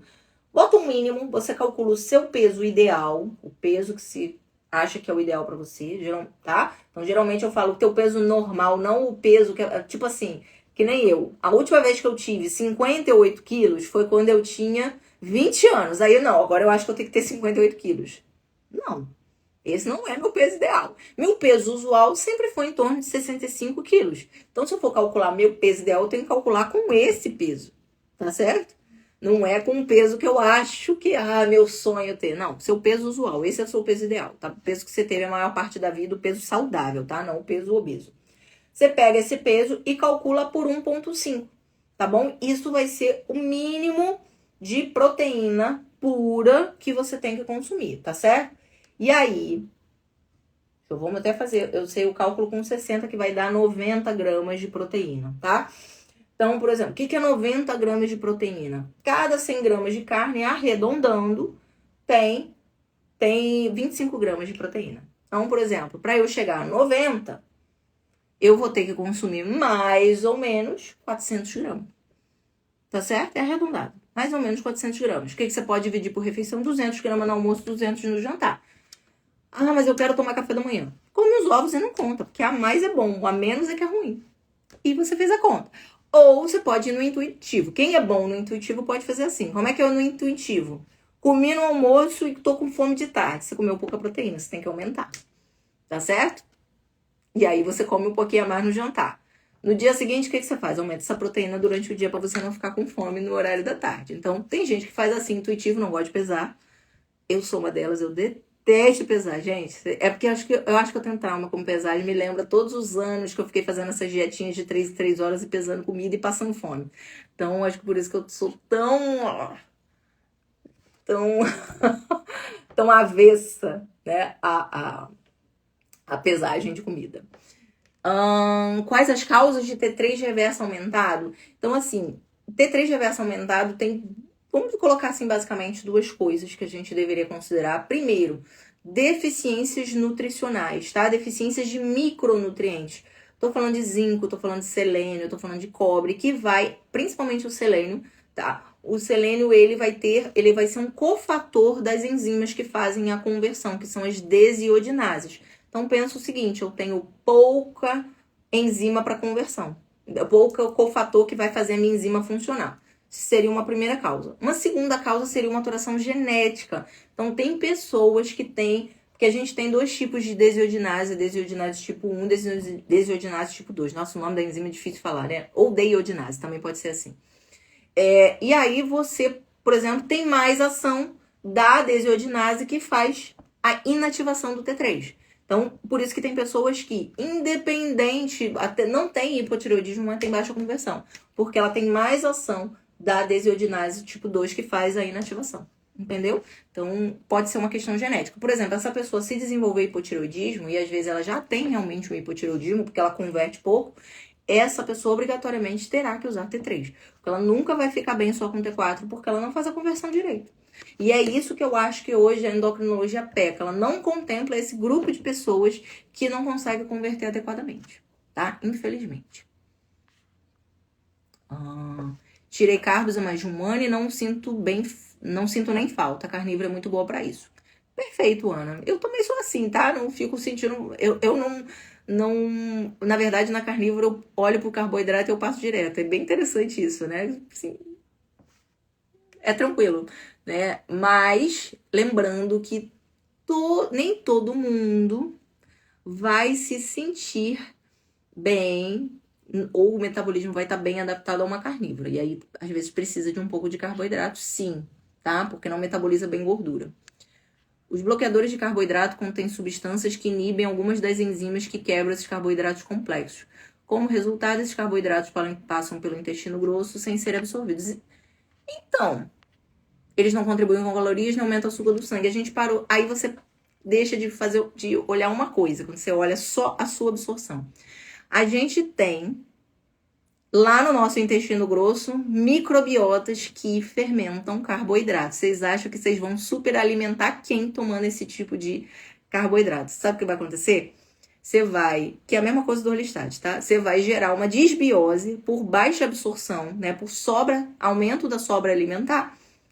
E a disbiose vai te causar o problema metabólico, porque a disbiose causa inflamação, causa resistência à insulina, e aí você vai, do mesmo jeito, ter problema. Entendeu? Vai aumentar a acidez das suas fezes, porque o carboidrato, ele aumenta a acidez das fezes. Vai dar problema do mesmo jeito. Isso aí é o que sabe o que é o problema? Não sei se isso é indústria ou fitoterápico, mas o problema é que as pessoas estão só olhando uma coisa. Não, se você absorver, você vai emagrecer. Esqueceram da microbiota. A microbiota é importante no nosso metabolismo e a microbiota pode engordar. Ou vocês nunca ouviram falar da microbiota do gordo, que já fizeram essas pesquisas várias vezes. Transplanta a microbiota do magro pro gordo e ele emagrece. Porque a nossa microbiota, ela tem participação no nosso metabolismo. A gente está esquecendo disso, tá? Aliás, a gente atribui a grande obesidade da população atual também a uma microbiota muito eficiente em tirar energia dos alimentos, tá? E isso se deve, a associação ao pós-guerra e à grande fome pós-segunda guerra. Desenvolvemos, né? Selecionamos uma microbiota muito boa em tirar energia dos alimentos, tá bom? Então não esqueçam do fenômeno disbiose. Pílulas mágicas adianta para a farmácia, um bom negócio para eles. Exato. É isso aí. Tá bom? A partir de quanto o T3 reverso está alterado? Você colocar aí acima de 50, tá bem alto, tá? Eu já vi gente com 70, tá? E aí, o que você vai fazer nesses casos? Você vai dar o T3 e vai monitorar se tá subindo muito o T3 reverso, tá bom? Doutor, o que fazer quando a proteína aumenta a glicemia nas refeições? Então, Débora, você que é de DM1, né, diabetes tipo 1, né, qual é a questão? Como eu falei, a proteína também estimula o aumento da insulina, tá? E por isso que a sua glicemia sobe, porque você não produz a insulina. Você teria que corrigir com a dose de insulina rápida. Só que, na verdade, aí que seria o grande pulo, você também precisa consumir gordura. Na verdade, a sua dieta, uma dieta bem formulada para um DM1, tem que ser uma cetogênica. É mais gordura do que proteína, tá? Então, eu diria que 70%, 80% de gordura e 25%, 30% de proteína. 25% tá bom, tá? Essa seria a dieta ideal pro DM1. tá bom? Porque a gordura não precisa de insulina para ser absorvida. E aí você não vai subir tanto a tua glicemia pós-refeição, tá bom? Não peso também não, faço assim mesmo. O dia que percebo que fiquei com fome, aumento. Está no caminho certo, Rosângela, perfeito. Acho que isso que acontece comigo, mesmo que eu faça a alimentação correta, não perco peso. Luciana, aí quando tem uma questão de perda de peso, muitas vezes só o instintivo não vai resolver. Você vai ter que pesar. Você vai ter que fazer certinho. Tá? É chato? Eu já fiz certinho muitas vezes. Quando eu me determino, eu faço. É mais a preguiça mesmo. Se chama preguiça. Mas assim, quando eu preciso fazer, quando eu preciso pesar, eu faço. A questão eu já tô muito tempo nessa e eu já sei, olhando mais ou menos o peso do meu prato. Então, olhando, eu já sei se eu comi 200, 250, 400. Eu sei mais ou menos a medida, porque eu já aprendi. Então, que isso também é uma coisa que a gente vai treinando, né? Então, se você sempre pesa, você vai aprendendo que aquela quantidade mais ou menos aquela quantidade que você gostaria, e você aumenta ou diminui, e aí você trabalha isso. Eu tenho que usar T3. Testei justamente porque deu conversão baixa no teste genético. Tá vendo? Mas aí, Sabrina, se você usar o T3, não importa, você só vai ter que ver se esse T3 está, se por acaso o T3 está aumentando, o teu T3 reverso está aumentando muito. Em geral, quando você usa T3, a maioria das vezes dá tudo certo, tá? Não se esqueça que usando o T3, você também precisa usar T4, tá? Dificilmente, só tem uma situação que é na fibromialgia que a gente usa só T3, que poderia usar só T3. Qual o problema de usar só T3 isolado? O T3 vai bloquear o eixo. Tá? Então, só lembrando que a nossa tireoide, ela produz 90% de T4. Mais ou menos 8 a 10% de T3. Então, você vai ficar com déficit hormonal. Então, por isso que a gente precisa dar o T4 sim e dar o T3. Tem gente que toma um pouquinho de T4 só para questão do eixo e toma o resto de T3, tá? Então, tem que ir ajustando isso. Mas, em geral, quem tem baixa conversão tomando T3 dá tudo certo. Perde peso, melhora a temperatura, melhora a disposição, começa a ganhar força, né? Porque as pessoas que têm hipotireoidismo, elas têm muita deficiência de força para fazer exercício, às vezes não aguenta pegar, não tem dificuldade de ganho de massa muscular, faz o exercício e sente uma queda de energia importante depois do exercício, né? Então isso se resolve com o T3 e resolve mesmo, de verdade, resolve mesmo. Já vi vários que tinha um monte de sintoma, começou a usar T3 e ficou tudo bem. Pode existir super obeso sem ter diabetes? Então vamos lá, vamos voltar um pouquinho pro assunto diabetes. Vou dizer para você, só se essa pessoa tiver um tecido adiposo aí que ela, sabe, um tecido subcutâneo que aguenta ganhar muito peso. Mas em geral não, tá? A gente não tem essa capacidade toda de engordar sem adoecer. Porque o que acontece? Vai chegar uma hora que você vai chegar no limite do seu tecido adiposo e você vai começar a aumentar a gordura visceral. E quando você aumentar a gordura visceral, você vai fazer resistência à insulina e vai começar a adoecer, vai começar a ter os problemas. Então, muito difícil você ter uma pessoa que engorda, tá? E que chega lá 150 quilos sem ter pelo menos um pré-diabetes. Eu já vi. Pessoa com 160 quilos pré-diabético, não era diabético ainda. Ou seja, ela tinha uma tolerância a engordar muito grande, mas já tinha alteração na parte metabólica. Então, era um homem, já tinha hipogonadismo, ou seja, queda da testosterona, porque a resistência à insulina faz isso, bloqueia o eixo gonadal também. Então, o homem vai reduzindo a testosterona. E aí, por exemplo, um homem que reduz a testosterona, ele não vai conseguir fazer exercício físico, ele vai ter uma indisposição muito grande. Então, assim, já começa a alterar tudo, já começa a mexer em tudo. Mas é muito difícil, tá? Se eu faço plano alimentar para cetogênica, olha, geralmente DM1, eu posso até orientar, mas eu geralmente peço para ter junto uma nutricionista. Não que eu não tenha noção de como fazer, eu tenho. Mas assim, na verdade, eu nem posso fazer plano alimentar, né? Essa é atribuição exclusiva do nutricionista. Eu posso orientar, eu posso inclusive pedir ao nutricionista, como eu faço muitas vezes, por exemplo. Eu tenho muitos pacientes com a Vanessa, com a Lana. Eu peço a dieta que eu quero que eles façam. Ó, vou indicar isso aqui. Ele precisa fazer isso, isso, isso. Eu como médico, eu posso pedir para nutricionista uma determinada abordagem, porque eu acho que é importante de acordo com a clínica do paciente. Mas fazer plano alimentar, aí eu não posso. Então, eu posso orientar, não fazer o plano. É possível não usar mais medicação da tireoide? Ouvi uma médica falando que só com alimentação é possível ficar sem. Débora, primeira coisa, medicação para tireoide não é medicação. É hormônio, é uma reposição hormonal. Mas pensa bem, não sei se é o seu caso, Débora, você tem Hashimoto. Quando a pessoa tem Hashimoto, você perde função da tireoide porque a glândula é destruída por anticorpos. E aí, quando você desenvolve o hipotireoidismo, é porque a sua glândula chegou num nível, tá? Que perdeu a função porque ela foi destruída. E aí me diz, só com alimentação você vai conseguir repor o hormônio da glândula que você perdeu? Entendeu? Então, não tem por que você perder sua qualidade de vida e achar que só alimentação vai resolver isso. É igual mulher, tá? Tem muito isso, tá? Tem muito. Mulher na menopausa que, não, posso fazer só coisas naturais.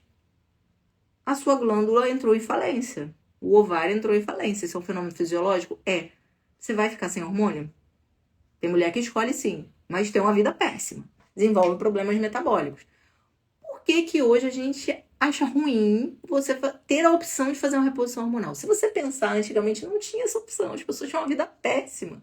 Tá? Por exemplo, meus pacientes com hipotireoidismo que começam a fazer reposição, acho que até a Fabiana estava aqui falando que tá melhor da energia, que tá melhorando. Então, isso eu acho um grande avanço, uma possibilidade da gente fazer. Agora, claro, tem pessoas com hipotireoidismo funcional que o problema do funcionamento se deve a outros problemas, tá certo? Por exemplo, eu já tive paciente que tinha uma anemia profunda e como o ferro, ele é um cofator ali na produção do hormônio tireoidiano, ela tinha hipotireoidismo. Era funcional? Era. Corrigimos a anemia, ela começou a melhorar a função da tireoide. Essa pessoa, é possível de eu tirar o remédio, ainda mais que era jovem? Sim. Tá certo? Mas isso é pra todo mundo? Não. Principalmente pro Hashimoto é muito difícil. Por quê? Porque o Hashimoto tem a questão da perda da função da glândula. Lembrando que 70% dos casos de hipotireoidismo são Hashimoto. Ou seja, eu tenho 70% de público que dificilmente eu vou conseguir tirar o hormônio porque eles perderam a função da glândula. A glândula não funciona mais toda. Entendeu? Então, de verdade, eu falo isso todos os pacientes, quando a gente vai passar hormônio, as pessoas, mas eu tenho que tomar esse hormônio, esse da farmácia. Gente, o da farmácia não é ruim. Eu tomo da farmácia, eu tomo Purã, tá? Eu tomo da farmácia. Qual é a vantagem do da farmácia? Longa, meia vida longa, tá? Porque a nossa produção tireoidiana, ela é impulso, tá? Ela varia ao longo do dia, entendeu? Então, se eu não faço, se eu não cuido, se eu não tenho uma meia vida longa, o que vai acontecer? Eu vou ter que ficar tomando hormônio o dia inteiro. A gente não consegue mimetizar a produção da tireoide. Então, a gente usa um de meia vida longa. Porque o T3, quando a gente precisa usar, tá? Quando a gente precisa usar, ele não tem a opção farmacêutica. Então, a gente vai ter que manipular. Por que eu tenho que usar 2 vezes ao dia? Porque ele tem a meia vida curta. O T3 tem a meia vida de 4 a 5 horas no máximo. Tá? Então, por isso que eu tenho que usar mais vezes, tá? Mas aí você vai ter que avaliar a necessidade. Mas assim, de verdade, eu tenho... E eu, como médico, eu falo isso pra vocês, eu tenho zero preconceito com o uso de remédio. Mas eu acho que a gente tem que ter a prescrição racional. Eu só vou dar o que o meu paciente precisa. Se ele não precisa de remédio, eu não dou. Entendeu? Você não vai me ver passando estatina pra quem não precisa. Agora, se é um paciente como eu tenho, um paciente meu começou com angina, eu passei estatina pra ele. Entendeu? Luciana, ideal não é manipular o T4 e o T3 junto. Não gosto. Não gosto. Já passei, já fiz muito isso, mas não gosto. Sabe por quê? Muitas vezes, você às vezes precisa só no ajuste do T3 e não precisa no T4. E aí? Como é que você faz? Como é que você faz com a cápsula que você tem que tá tudo junto? Entendeu? A mesma coisa, eu não gosto de reposição hormonal, testosterona junto com estradiol. Mas os dois tomam de manhã, aplicam de manhã. Então por que não usar? Porque primeiro que as áreas de aplicação são diferentes. Testosterona você tem que aplicar em área de pouco pelo. Punho, tornozelo, atrás do joelho, área também que não tenha muita concentração de gordura. Porque no nosso tecido adiposo a gente tem a aromatase. A aromatase é uma enzima que converte a testosterona em estradiol. E o estradiol você já vai passar na região com gordurinha. Então você passa na perna, você passa aqui no flanco, você certo? Ou seja,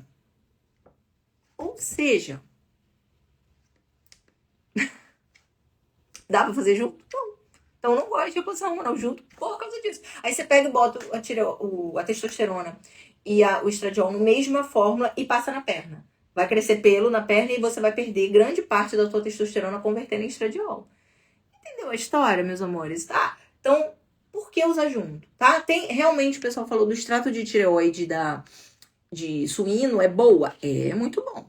Todo mundo melhora com ele? Não. Não. Tá? Então tem gente que vai ter que usar separado. Eu uso separado. Eu, se usasse o extrato de tireoide, não ia dar certo. Por exemplo, eu hoje, tá? Eu já tive uma demanda maior de T3 do que de T4. Hoje eu tenho uma demanda maior de T4 do que de T3. Então eu uso uma dose mais alta de Puran e uma dose bem baixinha de T3. Bem baixinha. Eu uso 2,5 só por dia. Ponto. 2,5 só de manhã. Se eu usar à tarde já não dá certo. Eu já começo a ficar com taquicardia. Mas essa dosinha da manhã me faz falta. Então eu uso só a dosinha da manhã e o Puran. E o Puran eu uso 100. Só pra vocês entenderem. Isso é pra todo mundo? Não. Eu tenho um paciente que usa 3 vezes ao dia o T3. E usa uma dose baixinha de T4. Então, isso é individual. Então, individualizar isso fica muito mais fácil se você separa. Por exemplo, se os dois estiverem juntos, como você vai fazer 3 vezes ao dia o T3? Entendeu? Tá bom? Só pra vocês entenderem as minúcias. Porque às vezes parece que... Ou parece que o médico lá, o outro lá que falou que ele tá fazendo milagre e eu tô de má vontade. Ou então ele parece que tá falando besteira e eu tô dizendo aqui que é muito difícil ajeitar. Gente, é só todo mundo que tem hipotireoidismo aqui pode falar por mim. Vocês podem falar. Como é que é a vida com hipotireoidismo? É a vida fácil? Boa? Me digam. Eu posso dizer por mim. Até eu começar a usar hormônio tireoidiano, eu sempre fui cansada. A pessoa cansada que não conseguia fazer uma atividade física. Eu literalmente, eu parecia quase um vegetal. Me botava quando eu era adolescente, me botava no sofá, eu ficava lá parada. Eu literalmente ficava parada. Eu não me mexia. Ficava lá parada vendo televisão, na mesma posição que eu estivesse. Deitada vendo televisão.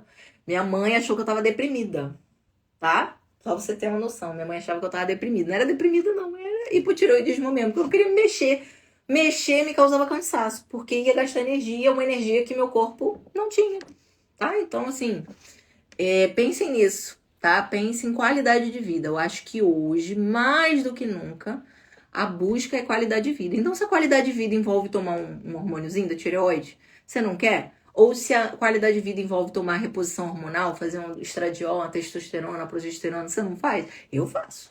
Eu quero é viver bem, independente, até porque hoje, se a gente for parar pra pensar, a gente vive mais, mas não adianta viver mais sem qualidade. Eu acho que viver mais com qualidade. Eu vejo lá uns senhores de 75 anos, 78 anos fazendo barra, eu quero ser esse velhinho. 78 anos fazendo atividade física e uma vida totalmente ativa, normal. Se Deus quiser, até trabalhando. Normal. Vida normal. Tá certo? Eu acho que é isso. Esse que é o ideal. Pra mim, né? Pra mim. Vamos lá. Entendeu, Kátia? Você perguntou do T3. Por que tem que tomar à tarde? Por causa da meia vida, tá? Meia vida é muito pequena. Renata falou que é outra pessoa depois da reposição. Lene também, que tem hipotireoidismo, outra pessoa na musculação, né? Ó, que beleza. Eu só me arrasto mesmo tomando medicação. Eu tenho um cansaço, um sono. Qual medicação que você toma, Débora? Qual a suplementação obrigatória para DM1? Eita, que você falou aí. Sim, em geral não tem. Eu sou uma pessoa que eu não falo que tem suplementação obrigatória para ninguém. Eu sempre avalio caso a caso, né? Mas assim, em geral, falando em DM1, vitamina D é muito importante, né? Eu acho. Vitamina D, até por causa da questão imunológica, a DM1 tende, por ser autoimune, tende a ter uma imunidade mais baixa, então eu falaria, né? Vitamina D, magnésio importante, né? Até porque a gente tem uma alimentação muito baixa em magnésio, né? Então, falaria aí dessas duas. Eu não tô mais tão fã do ômega 3, falaria, mas não tô mais tão fã do ômega 3. Depois que eu vi como é que se produz ômega 3, eu já tô meio... não sei se isso é tão bom assim. tá? Mas aí, dependendo da medicação, por exemplo, às vezes DM1 usa glifagem, ele vai ter que repor B12. Então, assim, eu vou falar um grande depende, mas eu diria assim, uma suplementação básica. Complexo B, né? Um complexo B legal, né? Nem sempre o da farmácia é legal, mas um complexo B legal, bem formulado. Vitamina D e magnésio, acho que seriam umas coisas básicas que seria importante fazer. Tanto o T3 como o RH estão me devolvendo a vida. Fico feliz, Fabiana, fico feliz. Eu tomo extrato de tireoide, poderia tomar esse por ano. Ana, no seu caso, né? No seu caso, você pode tomar o Puran sim, mas você vai ter que tomar o T3 separado, tá? Porque o extrato de tireoide tem o T4 e o T3. Você vai ter que separar e vai ter que avaliar a dose que você vai ter que tomar. Mas dá sim. O extrato é muito caro. Assim, você pensa nisso, né? Às vezes comprar um Puran e fazer um T3 é fácil, porque T3 desde que seja uma farmácia boa, tá? Não é toda farmácia que faz o T3 certinho. Mas sendo uma farmácia aí de confiança direitinho, às vezes vale mais a pena tomar separado. É chato, mas é melhor. Já tem consulta marcada? Que bom! Deixa eu ver, Cris. Minha insulina fica na faixa de 12,8. Já estou tomando glifagem há uns 4 anos, mas não tem alteração. Glifagem não ajuda na insulina? Ajuda, mas como é que tá a sua alimentação, né? Atividade física, né? São coisas obrigatórias pra gente avaliar a insulina. Qual a composição de macronutrientes da sua alimentação? Se você tá fazendo musculação, porque é o que ajuda muito a baixar a insulina, tá certo? E o período de vida que você tá. Tem essas 3 coisas, né? Porque se tiver no climatério também é outra coisa que é ruim e que acaba alterando a insulina. Eu tô usando faz um tempo e tá difícil, viu? Não tá melhorando ou tá difícil de pagar o extrato? Conta aí, Ana. 5 microgramas de T3 é dose considerada baixa? Não. Não. Não. O que é considerado alto é pessoa tomando 50 microgramas de T3. Gente, T3 a gente vai usar aí.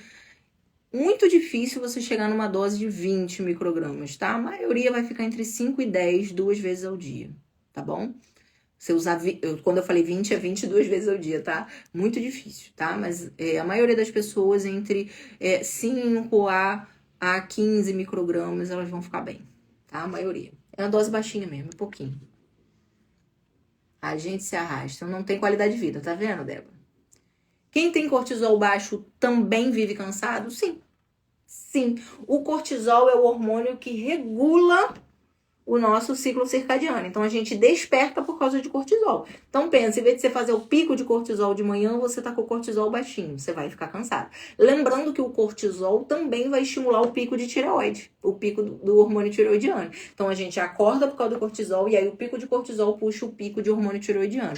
Ou seja, quem tem cortisol baixo vai alterar 2 hormônios fundamentais para você ter energia e ficar descansado. Embora eu vou falar para vocês, gente, de muita verdade, eu não gosto de reposição de hidrocortisona, tá? Além da pessoa ficar dependente daquilo, você vai engordar, tá certo? Então, eu acho que primeiro avaliar a causa do hipocortisolismo, tá?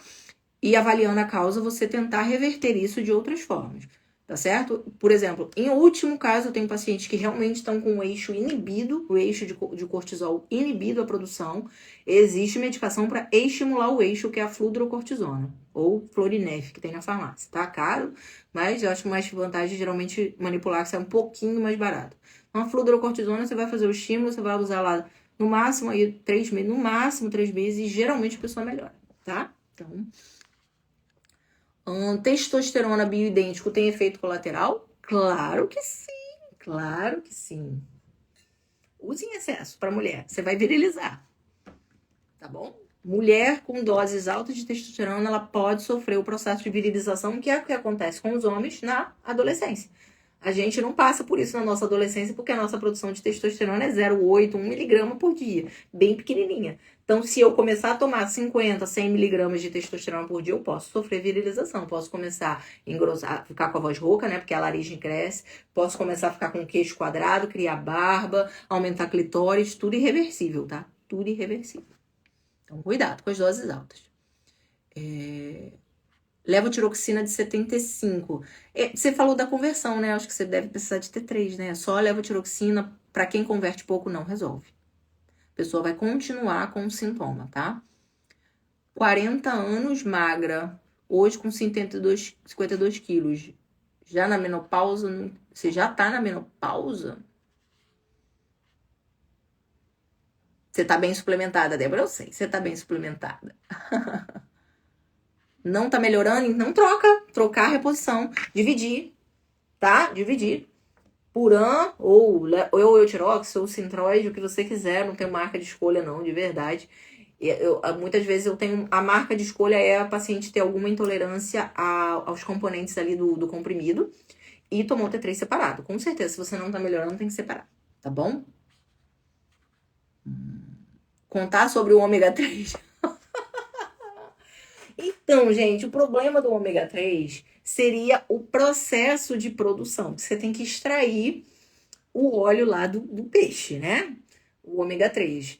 E aí o problema é que você vai fazer um processo industrial, né? E o problema do ômega 3, assim como o ômega 6, não é a nossa crítica aos óleos vegetais, aos óleos de semente, é que seria você ter o processo de oxidação do óleo, que é isso que faz mal no óleo de semente. Ele é oxidado, porque ele deveria estar protegido, ele deveria ter todo um processo, fora todo o processo de desodorização, de um monte de coisa que eles passam. Então, extremamente industrializado, mas ele oxida. E aí, o ômega 3, será que ele não oxida? Será que a gente não está tomando ômega 3 oxidado? Por quê? Porque infelizmente, poucas marcas colocam o índice de oxidação do ômega 3, porque tem um nível mínimo. Então, será que todo ômega 3 que a gente está tomando tá bom? Aí, gente, tomar ômega 3 oxidado é a mesma coisa que você comer óleo de soja. Certo? Ele já perdeu as propriedades e as qualidades dele. Então, por isso que eu tomei assim com ômega 3. Tá bom? Só por isso. Ai, vamos lá. Doutora, tem suplemento para ajudar na diabetes tipo 2, para ajudar minha mãe que é idosa e não quer fazer dieta. Já toma remédio, mas não tá muito controlado. Então, aí, Cleia, depende da medicação que ela tá usando. Porque tem alguns suplementos, como a berberina, por exemplo, que tem ação hipoglicemiante, como o picolinato de cromo, que tem ação hipoglicemiante. Mas dependendo da medicação que ela faz, eles podem interagir. Então, aí também não é só tomar o suplemento, porque se interagir, tá? Então tem que ver. Eu tenho uma avó diabética de 98 anos, né? Então eu também, com 98 anos, é difícil convencê-la a fazer dieta, né? Por exemplo, minha avó não gosta de comer carne vermelha, nunca gostou. Sempre teve anemia e deficiência de B12. Coisas que eu fiz com ela, né? Eu tirei o glifage, porque ela não gosta de carne, então não tem jeito, deixei a B12, uso contínuo. Dou a reposição de ferro para ela 3 vezes na semana, ela usa uma cápsulazinha 3 vezes na semana. E eu ajustei a medicação dela sem glifagem. Aí a gente consegue manter ali um nívelzinho. Gente, aos 98 anos a gente não vai ser exigente. Então eu consigo manter ali um nível dela de glicado de 6 por aí. 6, 6,2, né? Não tá ruim. Né? De glicada e uma insulina ali, uma insulina não, e uma glicose basal ali em torno de 100, 110. Para 98 anos, de verdade, eu tô satisfeita que eu não vou encrencar com a minha avó nessa altura do campeonato, né? Tenho Hashimoto, estou na carnívora há 4 meses, tomo Puran de 88, porém está me dando taquicardia. TSH de nossa. Cortisol. O cortisol a gente tem que avaliar em conjunto com a CTH, tá? Pra gente saber se esse cortisol é hipocortisolismo ou não é, tá? Tem sempre que fazer o hormônio anterior do eixo, que é o ACTH. Então, no seu caso, é baixo a princípio, mas teria que ver se tem o ACTH, tá bom? Para saber se é eixo inibido. Bom, o TSH tá bem aumentado, né? Tá bem aumentado. Teria que reavaliar esse teu tratamento, tá? Talvez você precise de um pouco de T3. Não diria que o teu T4 tá ruim, mas o teu TSH tá muito ruim. Teria que reavaliar. Agora é estranho tá te dando taquicardia, né? Porque geralmente taquicardia é sinal de que o hormônio tá alto, mas o TSH não diz isso não, diz que tá baixo. Ômega 3 eu tomei receitado por você, acabou semana passada. Tem a ver com o laboratório? Então, não estou dizendo que o ômega 3 é ruim. Dependendo da marca, sim, a gente deve procurar na marca o selo IFOS, tá? Que é de qualidade, tá bom? Não é comprar qualquer ômega 3 barato, não. Na farmácia, não. Procura o selo, que aí é o que encarece, né? Por causa dessa questão aí de qualidade, tá bom? Berberina pode ser para DM1? Ou seja, eu... Ai, Débora, você é ótima. um apoio. Então, a berberina, não que seja ruim para você não, Débora. A berberina, embora a berberina a gente precisa fazer pausas. A gente usa 3 meses e faz pausa. Porque ela pode causar alteração no pâncreas, tá? Então a gente tem que usar em períodos curtos. É uma intervenção. Mas poder pode, para ajudar a controlar níveis de glicose, sim. Até para DM1, muitas vezes eles se tornam resistentes à insulina que eles estão aplicando e às vezes precisa ir, por exemplo, um Lifase, uma berberina para ajudar, tá? Na essência tem o selo IFES, tem sim, tem sim. Então procurar marcas que tem o selo, né, gente? Não tem jeito. Infelizmente a gente sabe que tem muito suplemento falsificado por aí. Até eles estão falsificando marcas conhecidas, por exemplo, a Vitafor, que teve um monte de problema. Compra na loja deles, tá? Não compra no Mercado Livre, não. Senão pode ser que você sofra aí de suplemento falsificado. Cuidado com isso, tá? Infelizmente, no nosso país é complicado essa questão aí de falsificação, né? Então, tá muito mais barato, desconfia do preço, tá? Não acha que você é a pessoa que é, oportunidade imperdível. Não, cuidado. Pode ser falsificado, tá? Tá nessa fase, nada abaixo da glicemia. Então, de repente, a berberina, idealmente usar 500 miligramas 1 a 2 vezes ao dia, tá? Junto com a refeição, também tem que ser usada na próxima refeição. Talvez ajude, né? Mas aí tem que avaliar outros fatores, né? Tá bom? O que mais, gente? O que mais? Acabei respondendo um monte de coisa de tireoide, né? O pessoal do hipotireoidismo tá aqui em bando, tá? Hoje, Islane, eu não entendi a sua pergunta. Você falou do que 40 anos magra, hoje 52 quilos, já menopausa, eu não entendi a sua pergunta. Depois você, se quiser, coloca aqui que a gente vê o que tento te responder o que você gostaria que eu não entendi. Tá? Gente, a verdade é o seguinte, em relação à questão de suplementos e medicamentos, tá? A gente precisa ter, vamos dizer assim, nem um lado, nem adorar medicamento. Tipo, aquelas pessoas, tem pessoa que ama tomar remédio, né? Ela acha o máximo, ela tá resolvendo tudo na vida dela. E nem o contrário, tá? Vamos ali no meio. Medicamento quando precisa, né? Suplemento quando precisa, né? Também nem ser oposto, né? Porque eu vejo gente assim, não tome nada. A sua dieta vai resolver tudo, entendeu? Não seja assim, tá? A gente vem, por exemplo, eu venho de um pré-diabetes. Eu acho que minha dieta me supria tudo? Não. Ah, mas você é carnívora dá tudo. Não sei se é carnívora. Mesmo que eu coma muito bem, qual é a minha vida? Eu não pego sol todo dia. Eu tenho muito, apesar de morar no Rio de Janeiro, eu tenho dificuldade para pegar sol, porque eu trabalho todo dia cercada por né, numa caixa, como a gente fala, né? Então, a vida é corrida. Nem sempre durmo todas as horas que preciso, nem sempre consigo fazer aterramento, nem... Vocês estão entendendo? A vida é estressante, tem filho pequeno, tem que ficar de olho. Então, gente, a nossa vida é ideal? Não. Então, também não é para ser contra o suplemento, nem ser contra o medicamento. A gente faz o que precisa. Melhorou sua qualidade de vida? Entendeu? Eu, de verdade, em relação ao remédio da tireoide, eu fico feliz de tomar. Ah, é chato, é. Porque eu gostava de levantar e tomar um café. Agora eu não posso, tem que esperar meia hora para tomar um café. Geralmente, o que eu tenho feito? Vou pra academia e depois volto e tomo meu café. Mas assim, melhorou minha qualidade de vida? Sem dúvida. Deixei de ser aquela pessoa super cansada. Então, vou reclamar? Não. Tô feliz. Tá bom? Deixa eu ver aqui. Kelp é uma ajuda para hipotireoidismo? Então, Kelly, Kelp é uma ajuda para hipotireoidismo se a disfunção da sua tireoide tiver correlação com queda de iodo, tá? Infelizmente, a maioria das pessoas não é deficiência de iodo, tá? Mas pode ajudar sim. Por exemplo, numa fase inicial pode ajudar. Eu diria o iodo muito útil, por exemplo, aquelas pessoas que têm cisto coloide, que têm nódulo, aí eu acho interessante sim, tá? Geralmente eu passo pelo menos um pouquinho. Olá, bom dia. Testo base 5 miligramas para melhorar massa muscular 74 anos. Ok. Só sempre reavalie a sua dosagem hormonal para ver se não tá subindo muito, tá? Mas 5 miligramas é ok, sim. Eu diria que é o teto da dose. Eu diria para vocês não ultrapassarem 10 miligramas, tá? 10 miligramas é 10 vezes a dose. Pra vocês acharem que é baixo, tá? Por exemplo, que nem ela tá falando aqui, 5 miligramas é 5 vezes a dose. Tá certo? que é uma dose ok. Por exemplo, ainda mais por ela, 74 anos, precisa ganhar massa muscular, não acho ruim, não. 10 miligramas é 10 vezes a dose, tá?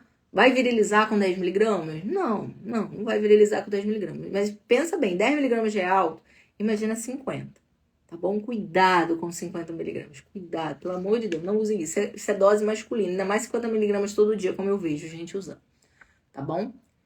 Se a insulina baixar para 2, a glicada pode subir?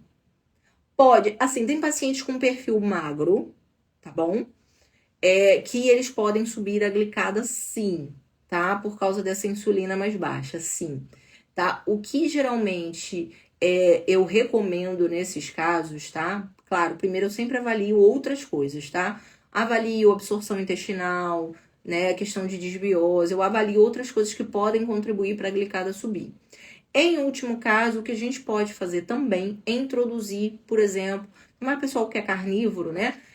Introduzir poucos carboidratos eventualmente. Por exemplo, geralmente as pessoas comem fruta, ou comer uma fruta de vez em quando, ou comer um legume de vez em quando, entendeu? Por exemplo, comer um abacate vai estragar sua carnívora? Não. Entendeu? Comer um coco vai estragar? Não. Só introduzir um pouquinho, só para estimular um pouquinho mais a insulina e desafogar um pouquinho mais essa glicada, tá? Mas o que se fala também dos carnívoros com glicada alta, que também teria a ver com a duração dessa hemoglobina glicada. Seria mais, vamos dizer assim, que a nossa hemoglobina ficaria mais tempo em circulação, por causa de menor inflamação, né? Porque a nossa hemoglobina, ela vai sofrendo um processo de degeneração, né? A nossa hemácia, na verdade, vai sofrendo um processo de degeneração. E tanto que o tempo de duração seria até 120 dias, né? Elas podem ser retiradas antes ou depois, de acordo com a deformidade dessa hemácia. Então, que também teria a ver com isso, tá? Por menor inflamação.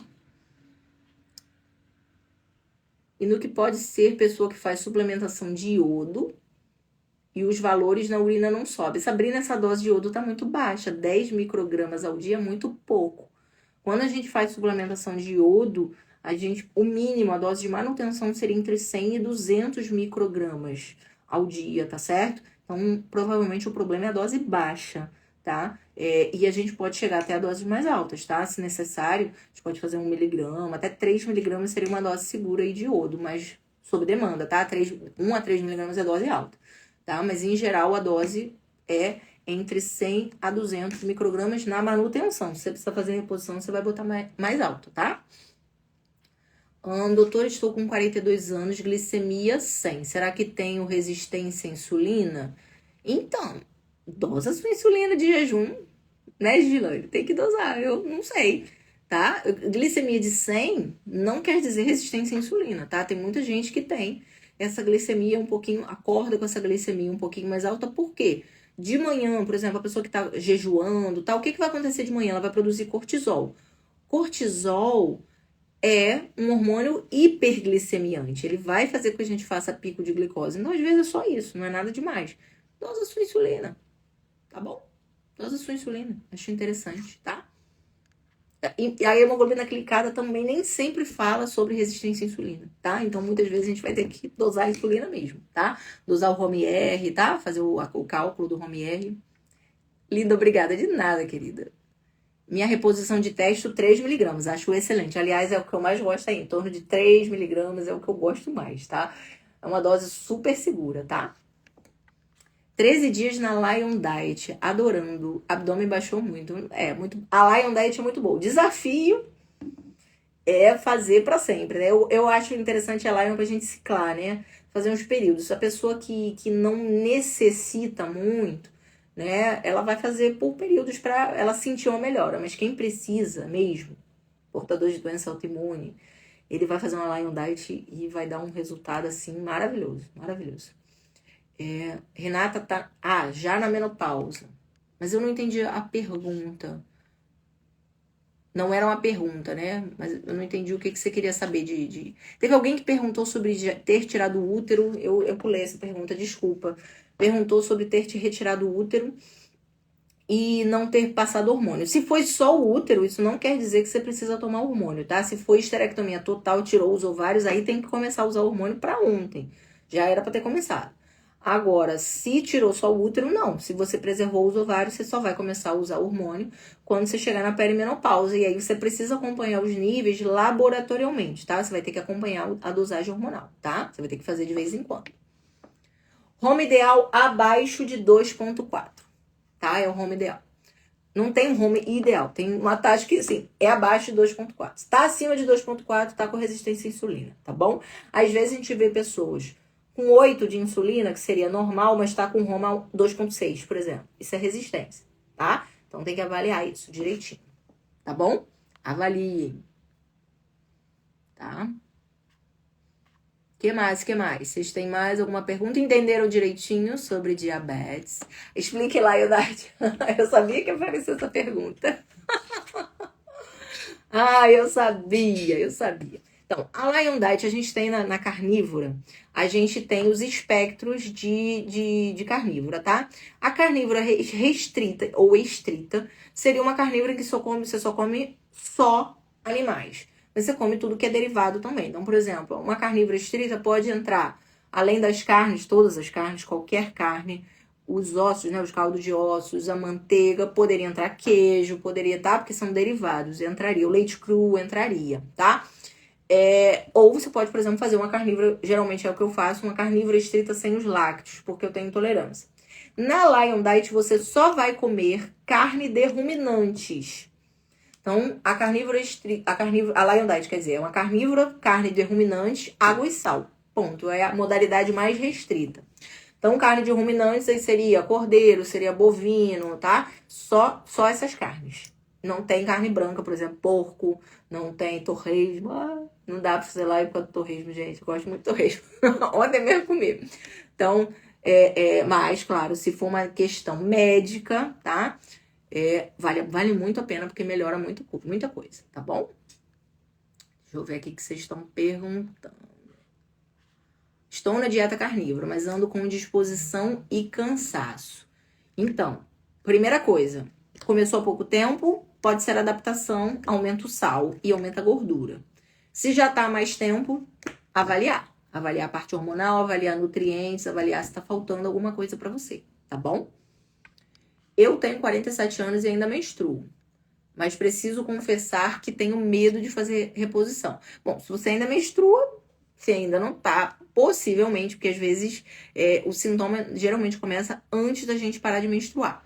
Mas me diga, Kelly, por que você tem medo de fazer reposição? Qual o seu medo?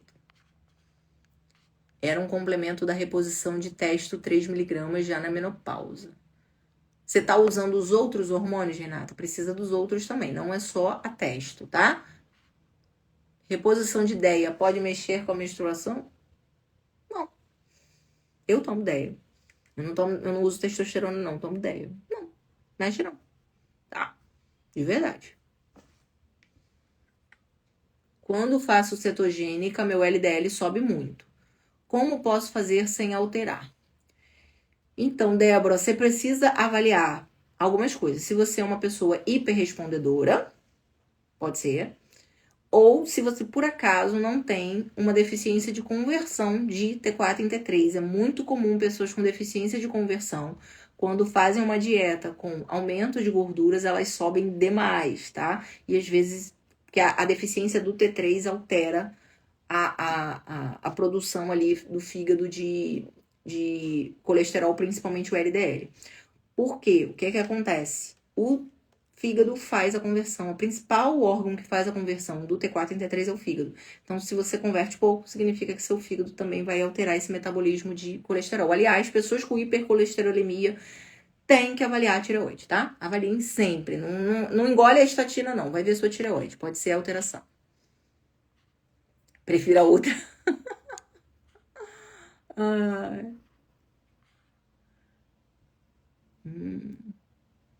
Pode consumir bastante gordura e sal sendo sedentária na dieta carnívora? Pode, mas tenta mudar a questão do sedentária, mas pode, tem a ver com a dieta, né? Provavelmente hiperrespondedora. Verdade total, sem o T3 meu colesterol vai para 700. Débora, T3 e T4 ok, vê se tá ok mesmo, tá? Por exemplo, pessoas, às vezes, com TSH acima de 2,5 já pode desenvolver alterações de colesterol, tá? Já pode, tá? Avalia. De verdade, avalia. Se você tem aquele colesterol mais alto um pouco, avalia, tá? É uma coisa que as pessoas não falam, tá? Só ganha a estatina, tá? Só ganha a estatina. Mas avalia. Deixa eu ver o que vocês estão falando aí. Que mais? Mas assim, ô Débora, você pode fazer cetogênica que você consuma um pouco de carboidrato. A cetogênica não é no carb, é baixo carb, né? Então, por exemplo, você pode consumir, por exemplo, 100 gramas de uma raiz por dia. Isso é faixa cetogênica, tá? Eu faço isso com muitos pacientes, eu peço para fazerem dessa forma, para ser mais fácil a transição para dieta. Deixa o carboidrato, né? Não é no carb, é baixo carb, tá? Então, deixa algumas frutas, desde que você mantenha a faixa, tá? A faixa de até 30 gramas no início, né? Na indução. Depois que você já tá em cetose, você pode aumentar essa quantidade de carboidrato para 50 gramas, tá? Então, dá para fazer. Por nada, querida. Uma pessoa sem vesícula e com gordura no fígado pode fazer dieta carnívora? Então, pode, tá? Na verdade, a gordura no fígado vem do carboidrato e não, por exemplo, de uma dieta carnívora. O que você vai precisar fazer é repor os sais biliares, tá? Eu falo isso para todos os pacientes sem vesícula. Precisa repor os sais biliares, senão você vai ter dificuldade em lidar com a gordura da dieta, tá bom? Só na dieta carnívora, para aumentar os níveis de ferro, cabelos caindo muito. Não precisa ser carnívora para aumentar os níveis de ferro. Primeiro, tá? Avaliar se você tá absorvendo bem ferro, tá? Porque se você for uma pessoa que come carne, não precisa ser carnívoro, que você come carne, é para você absorver ferro, tá? Na verdade, para mulher tem que avaliar duas coisas. Se tá perdendo muito, tá bom? Ou se não tá absorvendo. São os dois motivos aí para você ter um ferro baixo, que não seja causas genéticas, tá? Mas para mulheres em geral, ou muita perda, ou baixa absorção, tá? Então, são duas coisas para você avaliar. Não precisa ser carnívoro, é só você comer carne vermelha e os órgãos, né? Principalmente fígado. Fígado bovino é riquíssimo em ferro. Meu colesterol é triste desde os 10 anos. Não aceito a estatina. Meus cardios ficam doidos comigo. 10 anos? Olha isso direito. Vou reavaliar a minha cetogênica, pois me sinto bem em cetose. Introduzir um pouco vale, tá bom? Qual a dosagem dos sais biliares para quem tirou a vesícula? Bom, em geral, seria entre 30 e 50 miligramas. Em geral, tá? Essas dosagens de 300 e 500 de sais biliares, isso causa diarreia, tá? Mas em geral. Tem gente que às vezes eu preciso dar um pouquinho mais. Aí vai depender. Tá? Eu sempre avalio também em conjunto com duas coisas. O coprológico, para ver a perda de gordura, porque o coprológico mede isso. E também avalio em conjunto com o próprio exame do paciente, né? O paciente observar as fezes, ver se as fezes estão boiando, tal. Isso também é outro fator que eu avalio, tá? Mas em geral o coprológico me ajuda. E quando a B12 é 900 e ferro e ferritina baixo? Muito possivelmente, primeiro tem que ver se essa B12 é isso mesmo, tá? Eu vejo se a B12 está boa pelos níveis de homocisteína, porque a B12 do sangue não necessariamente é a B12 da sua célula, tá? É a B12 que você tá certinha, armazenada, tá? Então, isso é a primeira coisa, tá? Segundo, ferro e ferritina baixo pode ser por perda, Luciano. Então, pode ser que você esteja tá absorvendo bem, mas tá perdendo muito. Entendeu? Então, eu pulei a sua pergunta, Fabi. O que você perguntou? Desculpa, eu não vi realmente. Eu não vi o que você perguntou. Bota aqui que eu respondo. De verdade, porque teve bastante pergunta, eu não vi. Mas bota aqui que eu respondo, tá bom? Desculpe por ter pulado. Débora, bota seu perfil lipídico aqui. Se as fezes estão boiando, o que está acontecendo? Perdendo gordura nas fezes. Perdendo gordura, tá? Mas é bom avaliar se essa perda de gordura é por causa de quê? Né? É vesícula? Por exemplo, uma hipocloridria pode fazer você perder gordura, porque o estômago, ele também digere gordura. A gente tem uma lipase gástrica que como é que se diz? De pH ácido, tá bom? Então, se você não digere bem no estômago, você pode perder gordura nas fezes, porque o estômago não vai fazer a parte dele de digestão de gordura e você vai perder, tá? E não adianta ter sal biliar, não. Se o estômago não digerir a gordura, não adianta ter sal biliar, que você não vai digerir isso direito, tá bom? O valor de homocisteína ideal entre 5 e 8. Nem hipermetilar, nem hipometilar. Entre 5 e 8, tá?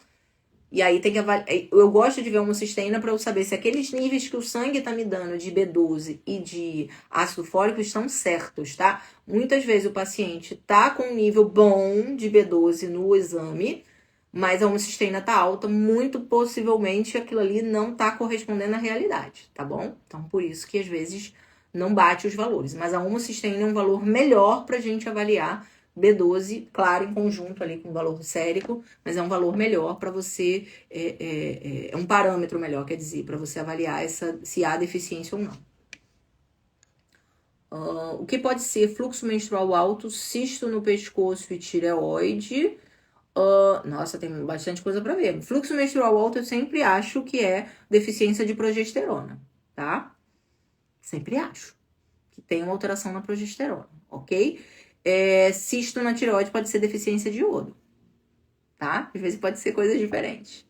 Se pudesse, já consultava hoje.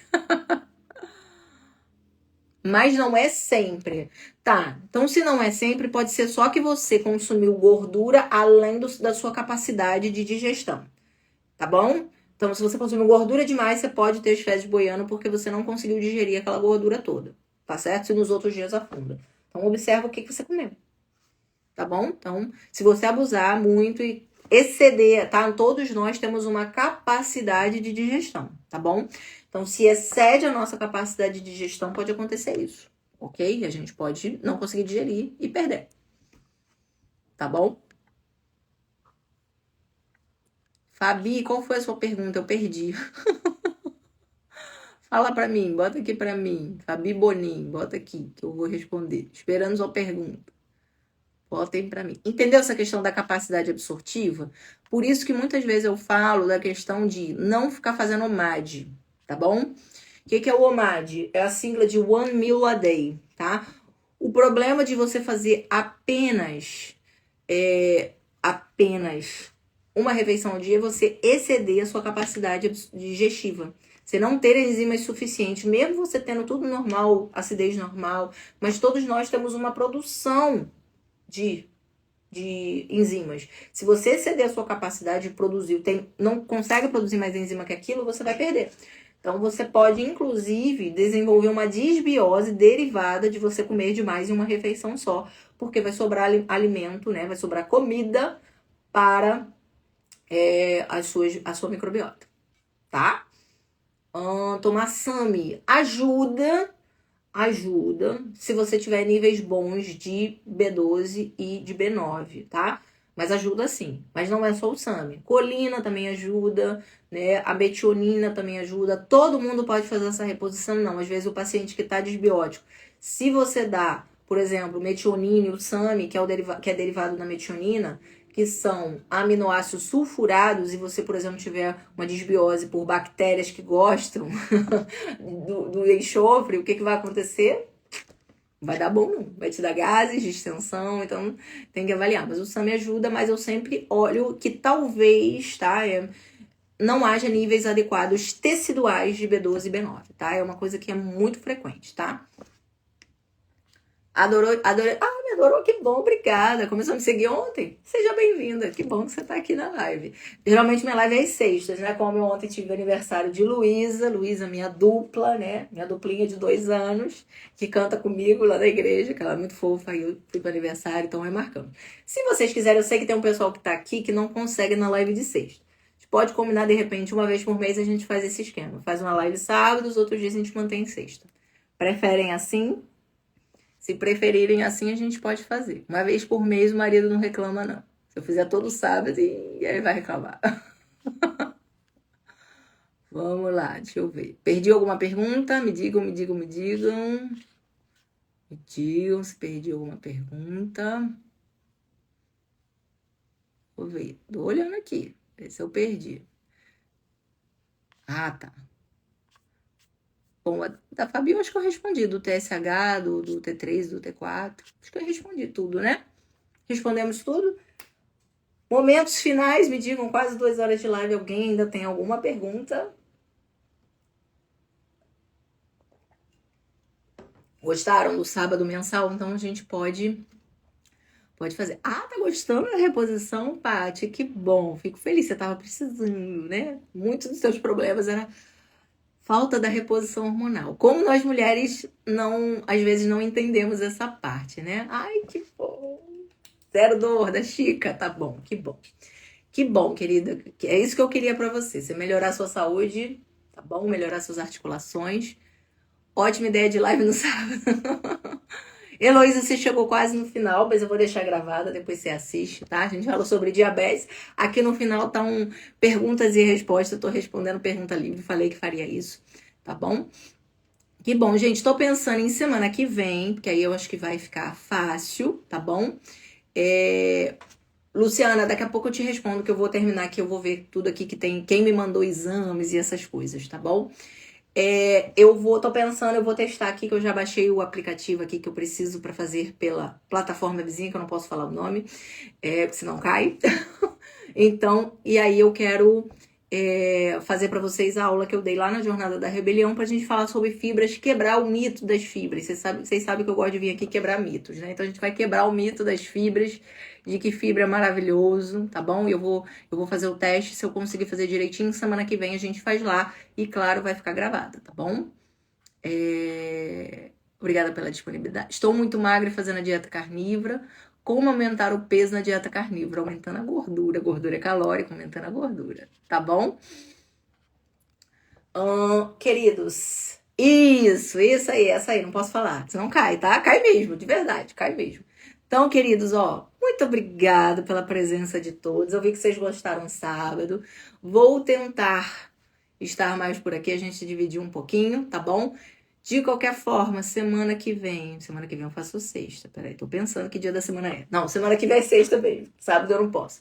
Tá bom? Mas aí a gente combina na sexta. Vou testar aqui essa semana, durante a semana, pra fazer lá na plataforma vizinha. E aí a gente faz lá e aí vocês vêm assistir sobre fibras, tá bom? Tá definido. E durante a semana a gente vai abrindo nossas caixinhas. Tá bom, meus amores? Beijo grande pra vocês. Obrigada pela presença de todos, tá bom?